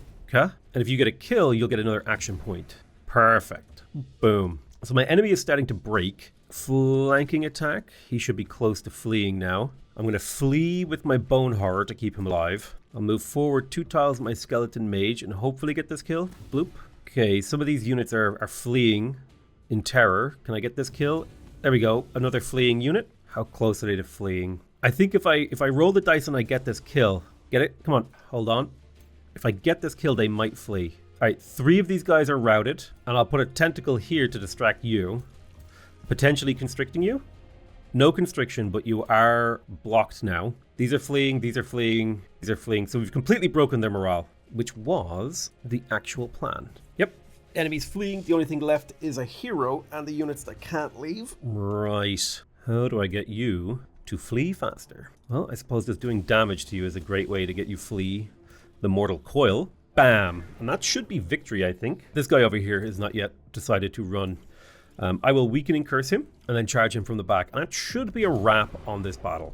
I call that very, very, very successful. The enemy is fleeing the field. They have been broken. We got 27 souls, 300 research, 2 thralls. And now they have realized their mistake and will probably start retreating and trying to defend. We could raise a whole bunch of new units. I'm going to go ahead and dismiss that. And in Stranglehold, I would like to produce the Doom Depth Trench. I'm trying to see where could I put it. I'm going to hold off for a few minutes of building anything in here because I need to repair the territory. Let's see, Undead. I got some pokers. I got you guys. Ooh, nice. They're finally starting to level up. This should be an easy auto-resolve. Motherden is getting raised. I can finally, well, not finally, but I can repair all of these damaged things. But I'll send my hero through the portal between worlds, and then I might build a road to get over to this fight. We need to stop this pillaging from happening. Nilzadum can't annex the Haunted Halls, but that's okay, because it needs to build the Dread Spire. And I had built I had built a farm. I need to build a farm to upgrade its production. So I'll grab a farm on a pasture right there. Perfect. It takes a lot of investment in a city to get it up and running. I'll flit down here to Stag Spear to put it under siege. We'll start the siege. I'm not going to add anything to it. We should just break it in a reasonable amount of time. I'll bring a couple armies to assist. The Sanctuary Outpost has produced a sanctuary thing. Now we need to annex this for a quest, but we also want both of these materials. Battle upgrades aftermath. So I'm going to get a bunch of draft in all of my cities. That's amazing. I can boost the morale of my armies, which is a minor morale boost. Acri the Keeper, who is one of my heroes, can gain a level up. I could assemble a Living Fog unit. It's a tier 4. It has a mana upkeep, which is going to be hard for me. Or I can extract a bunch of mana. I kind of need the mana right now, so I'm going to take the mana because I have no mana in storage. But this does mean a whole bunch of units got finished across my empire, so I'm quite happy about that. So I'll send them all down to Stranglehold, where the main thrust and heft of fighting is happening. Stranglehold, I will get to work on a Stonemason. I'm going to hold off on producing units because I just massively expanded my armies. We do have the haste berries now, so we have the Imperial Essence. We're getting that 15 Imperium per turn. That's great news. One of my heroes has leveled up. This is Phil Nitra the Knight. I feel like that name is bad now. I'll change their name to Phil Nitra the Cleric because they're more of a support unit. I'm going to take Spur to Action. It's a very, very powerful ultimate ability for a support hero. It allows a unit to take 2 turns. Very, very powerful. Now, Phil Nitra is, I think, my undead leader, right? Yeah, unholy leader. They're leading undead units. I think I'm going to take Demon Step here because I need the Chaos Affinity. Although it's not a very good ability, so I'll just take Dark Ritual. Dark Ritual fits better. Oh, wait, no, Mana Unchained could be really good for an undead stack. Really good for an Astral Wisp stack. I'll take Dark Ritual. It fits more with the Summon Undead kind of direction he's going. And I'll take Strength Training and Precision Training as well with them. We got Worm of the Firm, captured. Lepida the Agile has been captured. A province was pillaged, oh well. Day 64 dawns. We've got a couple stacks of badness over here, which we shouldn't have too much trouble dealing with. I'll initiate a battle here. I'm hoping that the auto-resolve is kind to me. A single skeleton archer lost.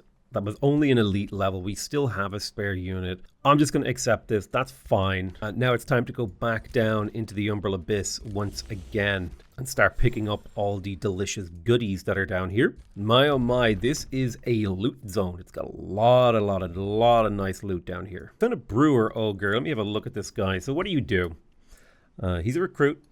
He's a fighter, so he gets brawler. Melee damage. He can drink. Honestly, I don't think this unit is worth keeping, so I'm just going to go ahead and delete him. There's still a few little pickups up here in the north with my Astral Wisp stack that I can pick up.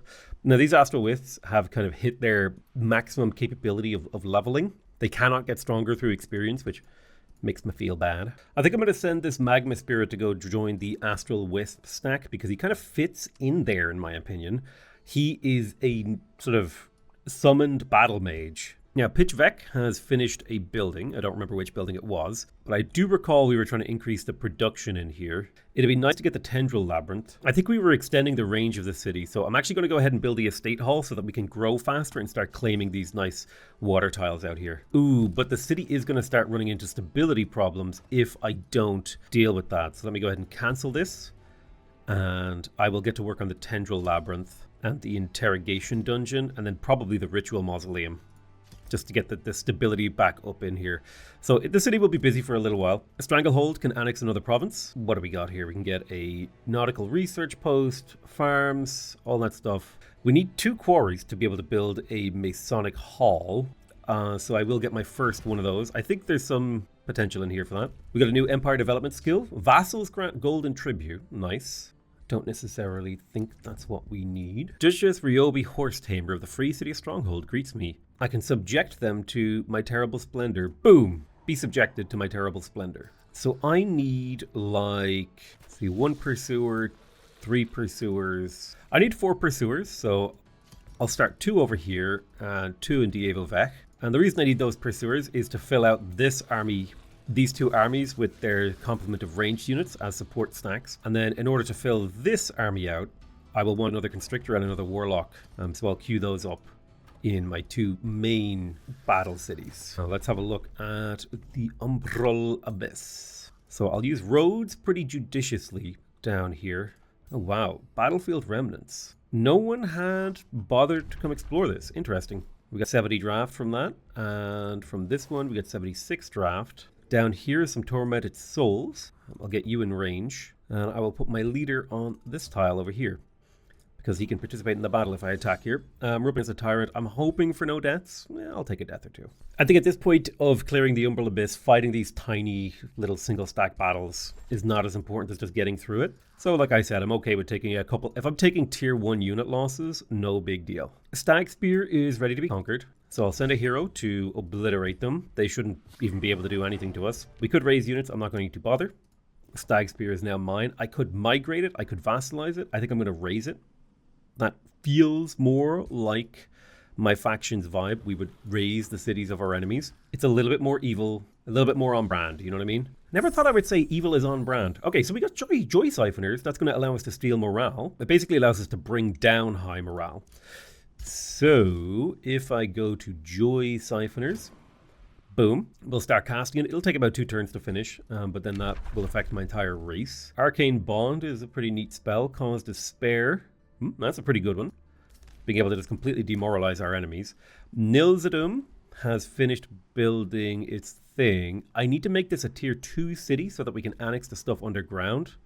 I don't remember if we already did that. No, we didn't do that. So I'm going to make it a tier 2 city so we can annex the underground thing here, the Haunted Halls. Ooh, we got the Seer of Escaping. So if I open my hero screen and I give that to my... Why do you have an...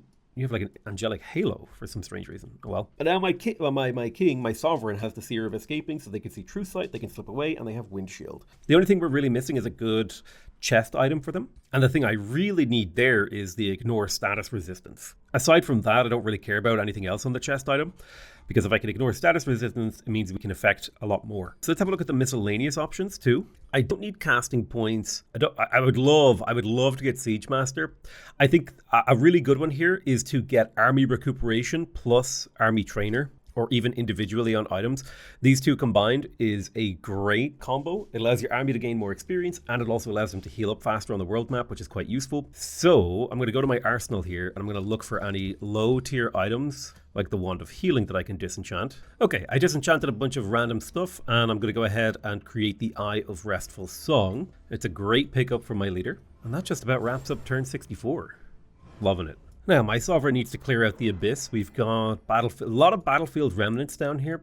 Plus, we have some kind of a discarded chitin. Let me go ahead and build a small road up here. Let me join these two little stacks together, and we will scuttle, slither, and fight our way over here. I'm hoping... Oh, I do like the Flesh Abomination. Let's go ahead and auto-combat this. Hopefully no losses. Okay, a single brand new battle mage died. I'll just grab a polearm to replace him. I do like this whole, like... Oh, I lost a unit. I just raise them from the dead. Easily replaceable losses. It's a very, very interesting playstyle that tickles my brain and makes me happy. So there is an Umbral Gate down here that we need to clear. It's a pretty safe battle. I'll bring my third stack forward. And we will auto-combat it. No losses? No losses. Beautiful. All right, nice. We got a new tier 1 support stack, which is how I like to think about these. They are relatively inexpensive, right? 8 gold to maintain per unit, which is 8 times 6. Don't remember, but they're a great little support stack to help out. Has this guy declared war on me? He's hostile, but we're not at war. He is kind of faffing about on the edge of my territory, which I do not like, to be clear. All right, we got a creature here, a Lesser Magma Spirit. Now the question is, would I prefer a Magma Spirit or an Astral Wisp? Well, the Magma Spirit can level up, which is kind of nice. As in, it can become an elite version. I think I'm going to dip these armies back into my territory and send them... I will leave a stack of units to protect the city, but I'm going to be getting to move on. So that'll keep this from being flipped. The city ruins have gone through down here. There is some nice... what looks to be Forge Firestone. At the very least, we should consider stealing the Ogre's Keep, but we'll probably go attack Borton directly before we start trying to do that. Strangle, we got the Stronghold upgrade in here. Lovely. We can start making Dark Knights. So these guys are no longer mounted, which is kind of interesting, but they still are charge striking with Dark Surge. The Evo Vec definitely needs more production, so I think the Masonic Hall would be handy here, plus 20 production. That is a 25% production boost, so I'll grab that. Pitch Vec built the Tendril thingy, so the city stability is slowly climbing. Stranglehold got its quarry building, the worker, whatever comes before this, I forget what it's called. I don't know. I'm going to grab the Arcane Battlements, which will make arcane units better at defending Stranglehold. And I will also grab the Arcane Institute and the Caltrop stash. Just some basic things making the city a little bit more defensible, a little bit more fortified, a little safer. Oh, nice. We got even more Voidstones. Well, that actually means I should have a peek at the diplomacy overview. And if we go down to Shunla, oh, we just got the Eldritch Pact. It literally just happened. So let's have a look. I can pay 50 Imperium. Well, I can pay 60 this. Oh, wow, they love mana. So Pile of Gloom. It's a terraforming spell. Transforms terrain into gloom terrain. Very neat, very neat. Umbral Exile. Target unit has a chance of being immediately removed from combat, appearing at a random location in the Umbral Abyss after combat. If unsuccessful, inflict stun for 1 turn. That is a really fun spell. Just being like, oh, you have a unit? No, you don't have a unit anymore. It's in the Abyss. Goodbye. Umbral Rift. Create an Umbral Rift on the target location within the Umbral Abyss and another nearby on the surface layer. Oh, now that is cool. Summon Umbral Juggernaut is also a purchasable thing. So this is a tier 3 charge unit. It's a shock unit. I'm tempted by the Umbral Juggernaut. I'm going to buy that. The other things, I don't really see a reason for me to buy them right now. I will eventually get them, but the summoning of the Umbral Juggernaut is pretty cool. Let's go ahead and fire off Joy Siphoners. So now we completely obliterate our enemies' morale. I'm going to summon an Umbral Juggernaut just out of curiosity. I want to know what it is, what it does. And I believe there was another free city, the Umbral Dwelling here. We're going to feed them either souls or thralls. Here's some thralls. We are very evil. We are on the verge of being pure evil, which I have been very excited to do. Yeah, I'm just going to tell the Umbral Dwelling to automatically attack who they think they should. I can give them some advice, but yeah, nice. We get a little Umbral Pact down here. We get some special things. I'm kind of curious as to what Zavura, like, do they offer different things when we get the pact with them? A little bit of curiosity about that. I do think it would be kind of nice. Oh, hello. Use your influence to promote yourself in Crystalio. So I'd lose Imperium, but gain opinion. I could send gold. I will just use thralls for that. Boom. I got so many thralls. I'm going to take an Astral Wisp out of this army and then put in the Lesser Magma Spirit. That's more appropriate for what we want from it. And we'll see if we can go clear the Forbidden Shrine. Delayed Demonic Summoning. In 8 turns, a Balor will be summoned on the defender's side, or 5 turns. I will pay the... That's a lot of mana. I think I can win this in 5 turns. What are we up against? A Pyre Templar? Oh, wow. That's a really cool unit. All right, what happens if I auto-combat it? Literally. I want to watch this replay. How did we obliterate them that hard? What happens? I need to know. Okay, my dudes scuttle forward. They strengthen themselves. They come... Oh, Lightbringer. They dominate me. I mean, that's a pretty bold move on their behalf. He's now decaying. Boom. Free zombie. Nice. Blast this kid and kill him. Amazing. Yeah, they just got obliterated. These Astral Wisps are crazy. In the hands of a hero that buffs them and makes them strong, Astral Wisps, they rock, dude. I am not surprised by this. My God. This is a level of evisceration I don't think I've ever seen before from the auto combat. Like, Jesus. We just straight up killed them. I don't need to raise any units. Let's see here. Knowledge contained within this scroll. I could gain basically a turn of research. Ooh, I could get a Dire Penguin. Or I could burn the scroll. I want that Dire Penguin, dude. Hell yeah. Oh, look at him. Look at his little penguin, man. He's a little penguin, dude. Look at him. He's so cool. He's like a little angry penguin guy. I actually have a Dire Penguin plushie, which is adorable and amazing. Problem is he is a fighter unit, so he doesn't get any special abilities. While he is awesome... Boop, we're going to delete him because I don't buff him and he doesn't do anything special. The right move would have been to get research, but I just wanted to get a Dire Penguin just for the meme. So what goes on down here? Okay, we definitely need to explore this abyss. All right, so I want to build a road to the Umbral Gate and then to here and then to here. All right, they got a lot of bad guys in here. Let's go ahead and begin that siege. Oh, he's outside the city? Oh, that'll be easy.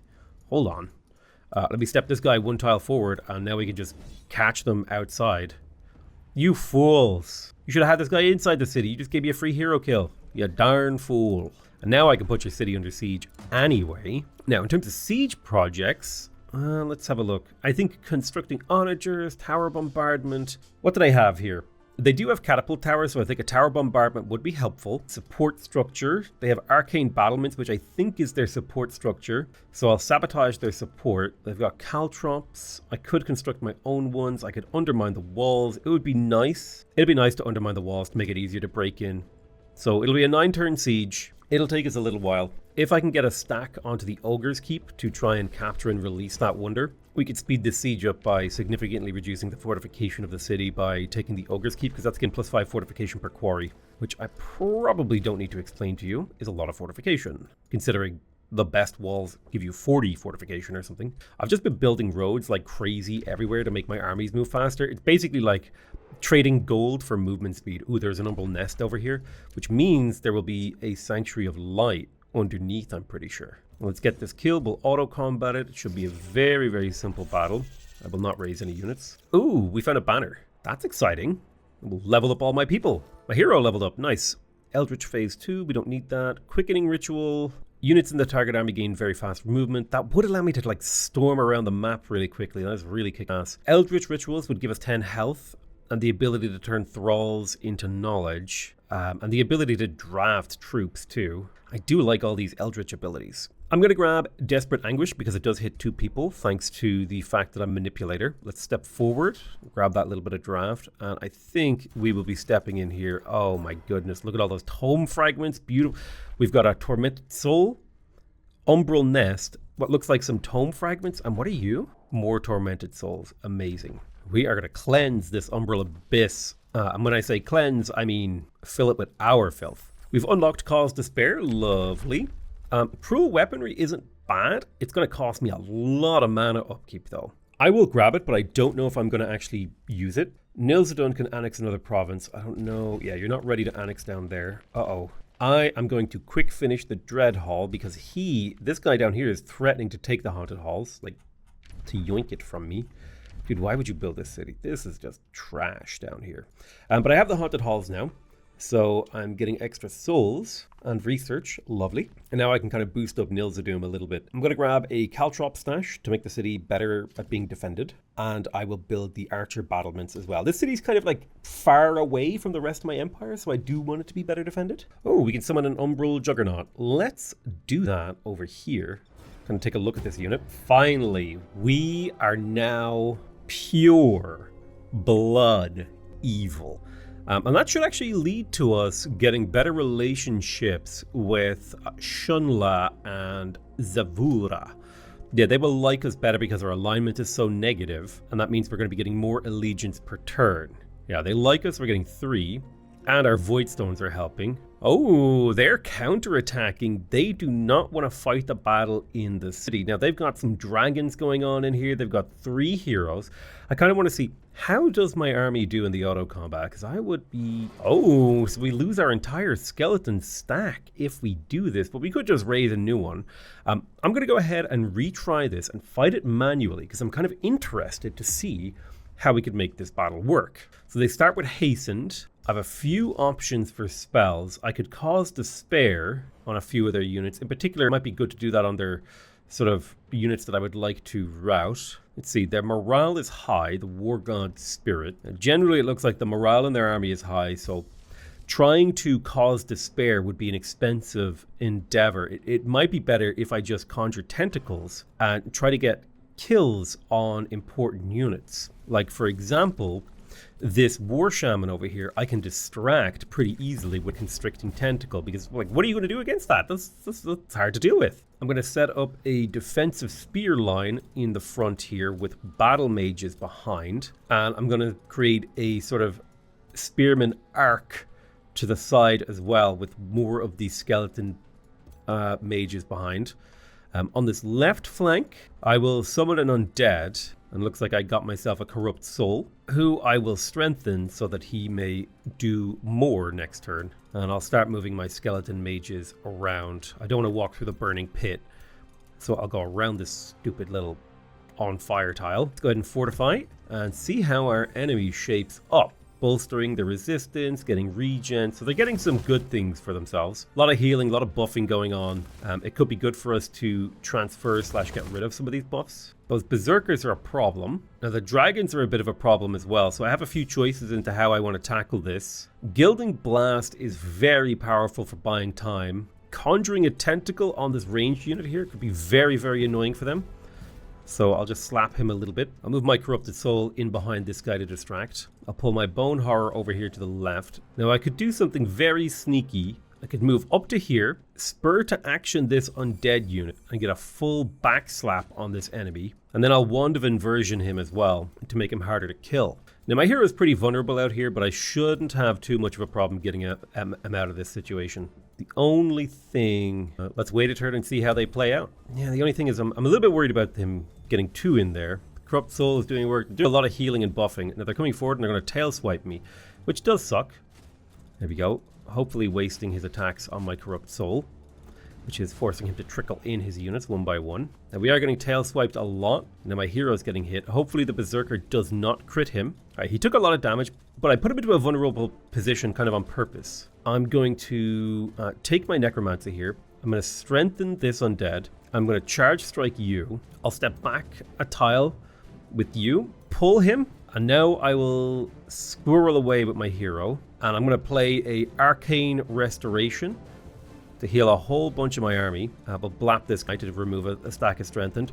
We've got some dragons we need to deal with. So this dragon right here needs to be killed. We can do a lot if we weaken and curse him. I'm going to fire some death bolts at that berserker. That way we can weaken him down and trigger his berserk and steadfast. I'm going to fire a weakening bolt at you, and then I will do a thundering curse to make you easier to kill. I will poke you with a spear unit, also healing the spear unit, and then I will slap you with my hero, grabbing him a little heal. We've got this dragon right here we need to deal with. I'm going to Sundering Curse him to make him vulnerable. My skeleton pikeman will be able to do work here. I'm going to fire off with my battle mages to give him weakened and misfortune and make him easier to kill. He will retaliate, but we will get a heal, and he won't do that much in retaliation. Perfect. Take these 25%. Well, you know what? We'll do a Sundering Curse on this enemy hero. Ooh, that got him to teleport right into our range. Now that was big. So if I shoot him, oh man, that actually just killed him. The fact that he teleported from getting hit. Amazing. So taking a look at the enemy morale now. Allies getting killed is hurting them. Allied hero getting killed is making it harder for them. My tentacle over here is in position. We'll get a bit of damage on this enemy unit. I'm going to redirect this spearman left to reposition. And my hero, Malzar Glorious, is ready to phase over here. I'm going to attempt an assassinate here. He resisted it. So I'm going to face this way. Let me have a look. How much damage would he take? He's very, very hard to kill. I could defense mode him, but instead I will just whirlwind so he can hit the enemy behind him and he'll be facing this way. So only this enemy can flank him. All right, nice. That was pretty good, considering it had the potential to go very poorly. A little bit of RNG went in my favor. Yeah, I'm expecting this hero to take a bit of damage, but he is built to tank. Well, not necessarily built to tank. He's just a really strong fighter. All right, so they are getting morale restored. I'm thinking of dropping another Arcane Restoration, but it wouldn't actually heal that many of my units. A Gilded Blast right here would be devastating if we even got like 2 guilds. Oh my god, we got all 5 gilded. Jesus. I'll use my Constrictor to kill the Berserker. No, what I will do first is I could kill you with my bolt, or I could manifest a tentacle. I'll tell you what I will do. I will rush forward my skeleton polearm, kill the Berserker.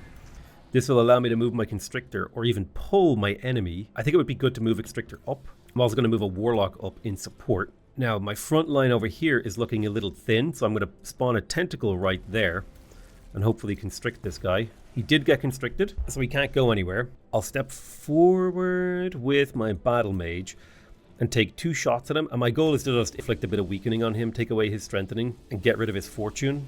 Fortune favors the Berserker, which I do not like.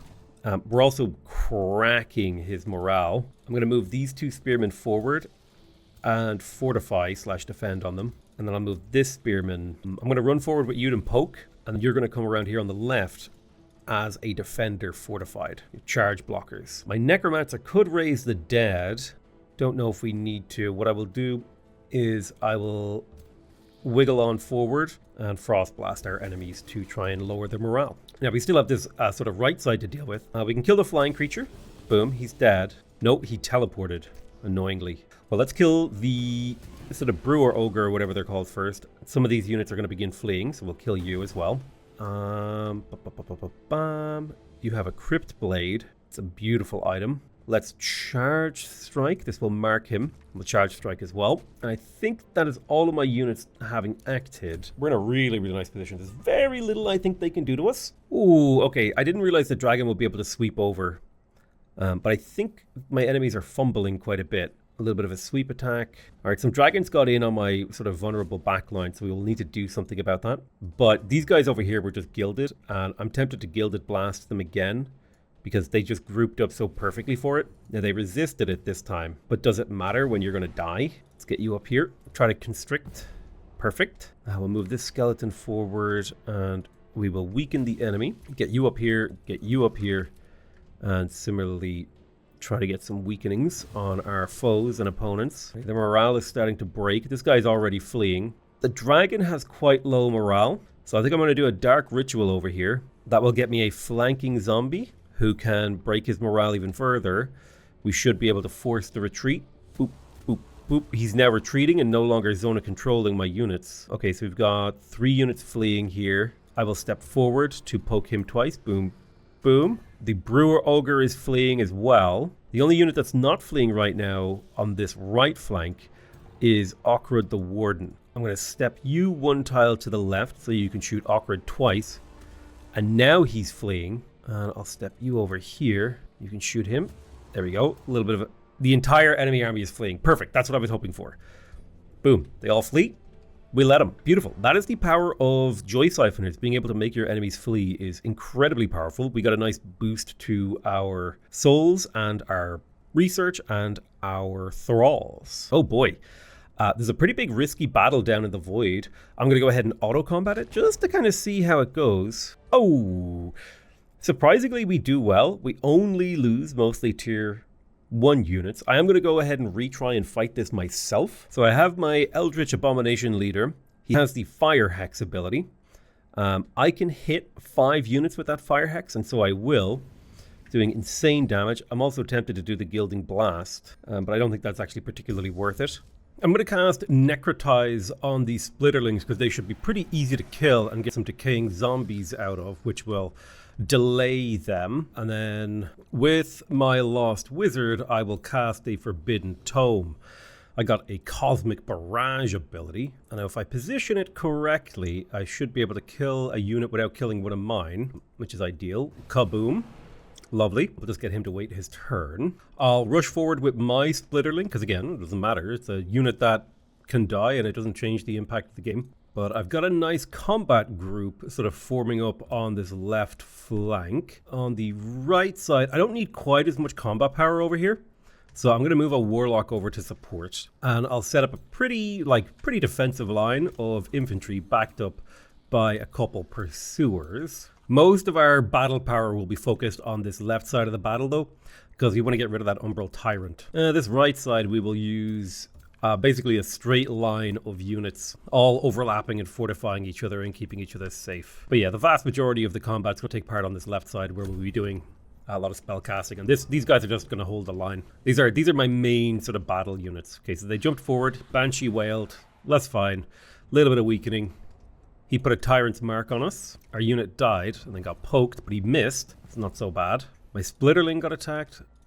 They're coming up the center. We should not have any issues with them coming up the center. Now, my Tyrant, I'm going to Eldritch Phase to the front, and I could Enrapture a unit. So I think I'm going to Enrapturing Truth this tier 3 fighter, and we got him, and now he'll go and attack the Umbral Tyrant. My Lost Wizard will conjure a Lost Spellbook, and we can do a Cosmic Barrage, hitting a very nice set of units. Boom. And then I am going to phase. He cannot phase forward, that's fine. I will grab a Necrotize. So who or what am I going to Necrotize? Well, I could Necrotize the Banshee. They do have resistance.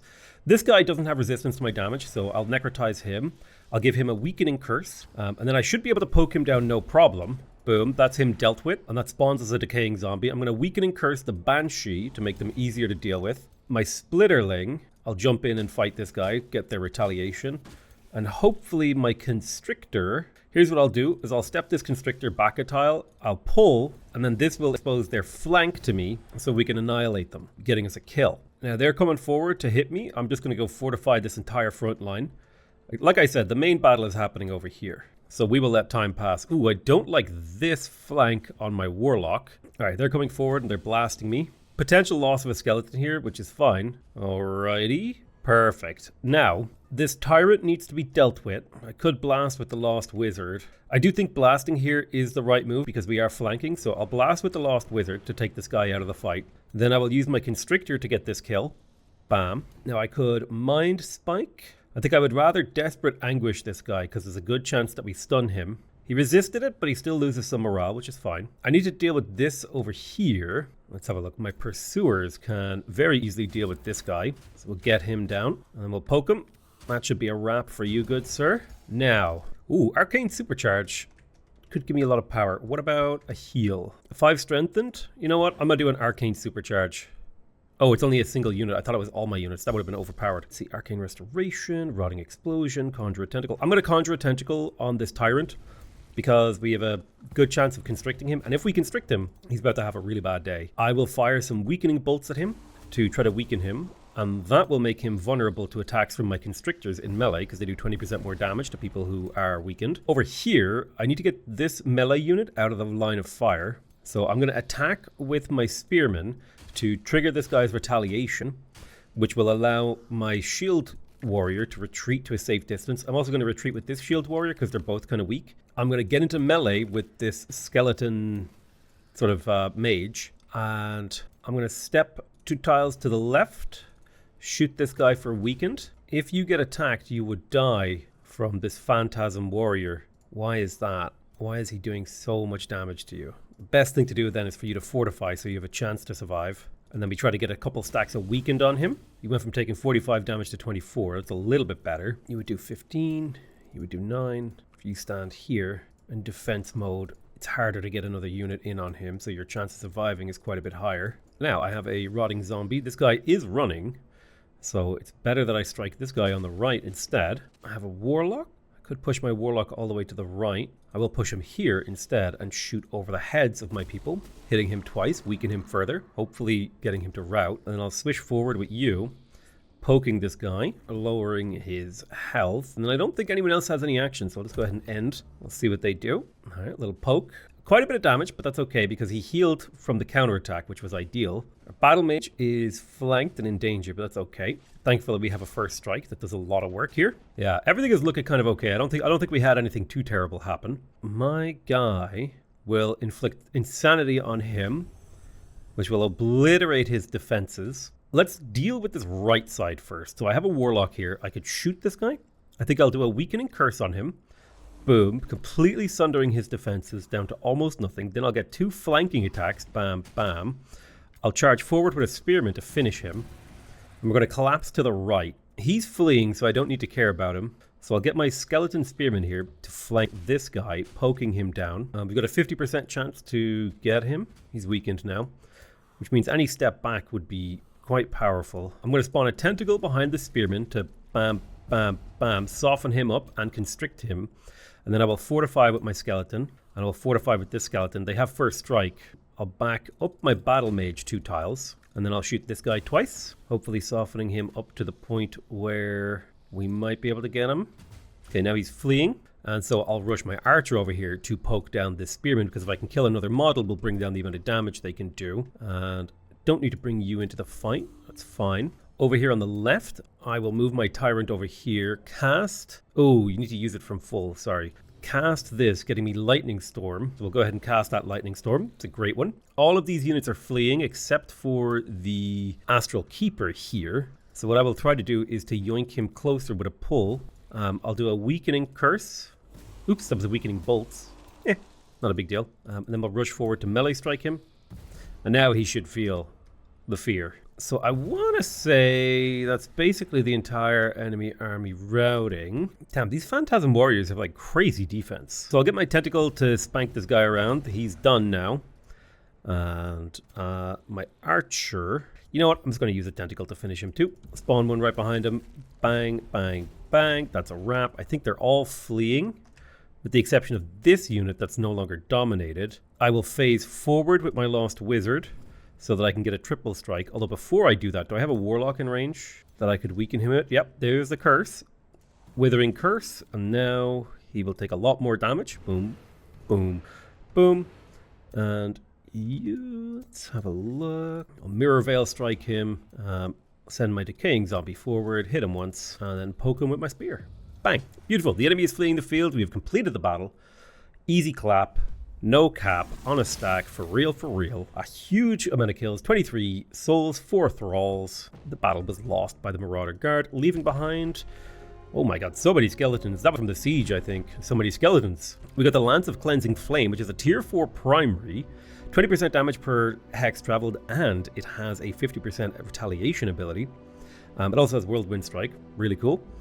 We got some research and some production, and the Brain of Animal Slaying, which is a tier 1 Mind Spike with Animal Slayer. We will take that reward. Let's have a look at the status. Borton is still heavily under siege. It'll take a little while for us to siege this because we don't have particularly good sieging abilities. I'll keep you in range. Yes, good, good. You guys are making sure the raise goes through on Stag Spear. Also, it looks like Alethkar Draconis lost a city. Someone lost a city anyway, because this thing got raised over here, possibly by the Mist Stalkers. All right, and what are you doing over here? Unclaimed Wilderness Province. All right, I reckon we clear these out one by one. They're all pretty strong stacks, but individually we shouldn't have too much trouble. I'm expecting 0 losses. Please, 0 losses. Perfect. Can we clear this without losses? Perhaps. That's too many losses. This should be a fairly straightforward battle of tentacle summons and using my Lost Wizard and the Mind Spike. We go ahead and cast your Lost Book. What do you got here? Mass Plague. Beautiful. Mass Plague up. Now diseased. I think it's time that I sped up my battles because it's taking a little bit too long. I mean, it's not even taking that long. I'm just impatient. That's reality. Ooh, she has enchained us. It's scary. All right, Lost Wizard. Cast me a nice spell book. What do you got here? Renew. Friendly units at a 1 hex radius. Heal. 25 temporary hit points. Well, that seems good. I will do, with my leader, I'm going to fire the Necro Hex on these two, and then I will do a Withering Curse on this guy. I will summon a Tentacale behind them, slap him 3 times, boom, boom, boom. They're a little bit out of my range, but I can yoink them forward with my Constrictors. Give me that pull, yoinked, and now they're in my range. Boom, boom, boom. Can I poke you down? Whoops. Not what I meant to do with my Warlock. I will Sundering Curse this lady. Poke, poke, poke. And there's the kill. Probably spawning a tentacle where he was, because he ate one of my tentacles, which was kind of weird. But instead I get a Decaying Zombie. Right. Okay, I'll get my melee fighter up in her face. Need to go fight that dire penguin guy. Try and get him constricted if we can. What do we got here? A Mature Splitterling. We'll need to deal with that if we can. Well, let me go ahead and eat that retaliation. That way I can retreat my spearman away. A little hurt. I'll come forward with my Pursuer and I'll shoot him twice. Boom, boom. Missed but 1. Come forward 2 tiles and then shoot him. Boom, boom. I'll bring my soldier here to fortify, protecting his nearby allies. I think that is everyone who I want in the battle fighting. Oh, they tried to get him. They tried hard. They're in spite mode for sure. They're trying to get some kills here. I appreciate it. You know, let me see. What would a big heal do? It would heal a lot of units, but not enough. So I'm not going to bother. Lost Wizard, please cast me a spell book. Ooh, Mass Plague. We could hit these 2 units right here, and I will. Nice little disease going on. My Pursuer will shoot this guy. Is a good chance of getting him. And then I will get my soldier, warrior, to get the kill. You're going to retreat to heal. All right, where do we stand? I've got a Decaying Zombie. I'll try to get Decaying on the Mistress so she can't be healed anymore. She is completely surrounded by tentacles. I'm going to tentacle up this penguin. I don't like that he's able to run out of my control range. This unit, I'm going to just retreat so it can't take too much damage. Fortify it. We do have the option of a Mind Spike. I think I would prefer to do a Delirium on her, because that would sunder her defense to basically nothing, making her completely vulnerable to my damage. And in theory, the combined onslaught of all these units will break her, getting me another one of those zombies. I'll pop forward with a Warlock, hopefully getting a bit of damage on them, and then I'll pop forward with my Skeleton, Polearm, and my Constrictors. Let's see if we can't get a little bit of damage on some of these units as well. Alright, I think that is a wrap for the vast majority. Oh wow, this Warlock has Curse of the Reaper. Target non-hero enemies 60% chance of dying. That's scary. I think he hit his own unit there because he went a little crazy. Right, this Warlock needs to die. I will phase my Lost Wizard over and blast him in the face. He'll take a huge amount of damage. It should be fairly easy for me to kill this penguin guy. And then from here, it's just a matter of firing a few weakening bolts and then running up and poking him to death with some spears. Perfect. Lovely. Oh, one of my warriors still died. I'll raise a skeleton mage to replace him. Ooh, we got the Forest Awareness spell. Damn. That is a really powerful spell to find, especially with the Mistwalker event. I'm going to go ahead and immediately cast that. Has a 20 mana upkeep, but I think that is worth it to be able to see all forests. And then we're going to clear this final one. I'll probably just going to accept whatever the auto combat does, unless it's really bad. Okay, a single tier 1 spear skeleton dying. Don't care. Literally don't care. And that is this Umbral node cleared. There's not a lot of resources on this node aside from pickup, so this is more of like a loot node than actually a build a fortress node, which I kind of appreciate. I appreciate that there are different kinds. Like, this is very clearly like you are supposed to build an outpost here. This is like you need to build 2 outposts. This one was build an outpost. So I appreciate that there is a diversity in the types of nodes, and also that you have to make a decision. It's like, well, do you want to go here, right?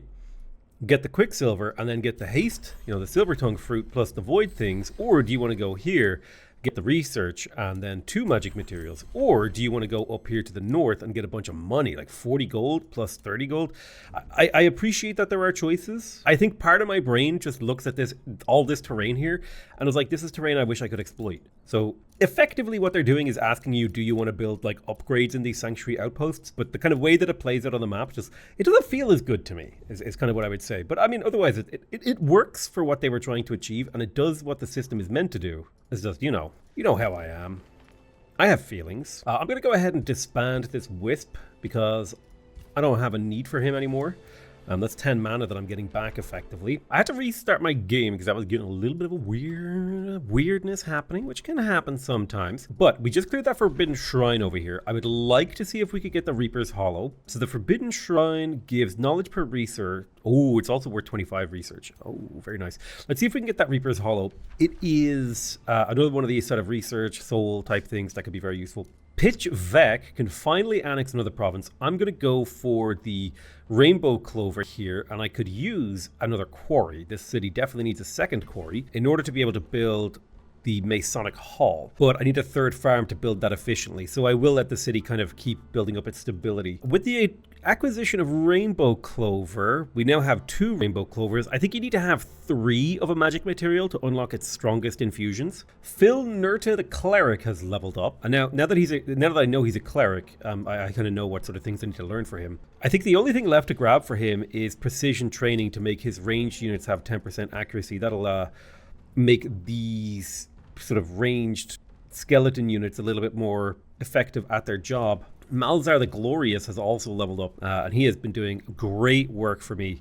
I could give him Cruel Weaponry so that he does more damage against units with the morale of low or worse.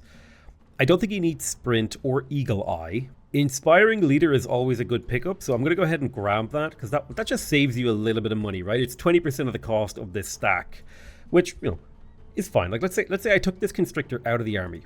This Constrictor costs me 10 gold and 1 mana. If I move it out of the army, cancel.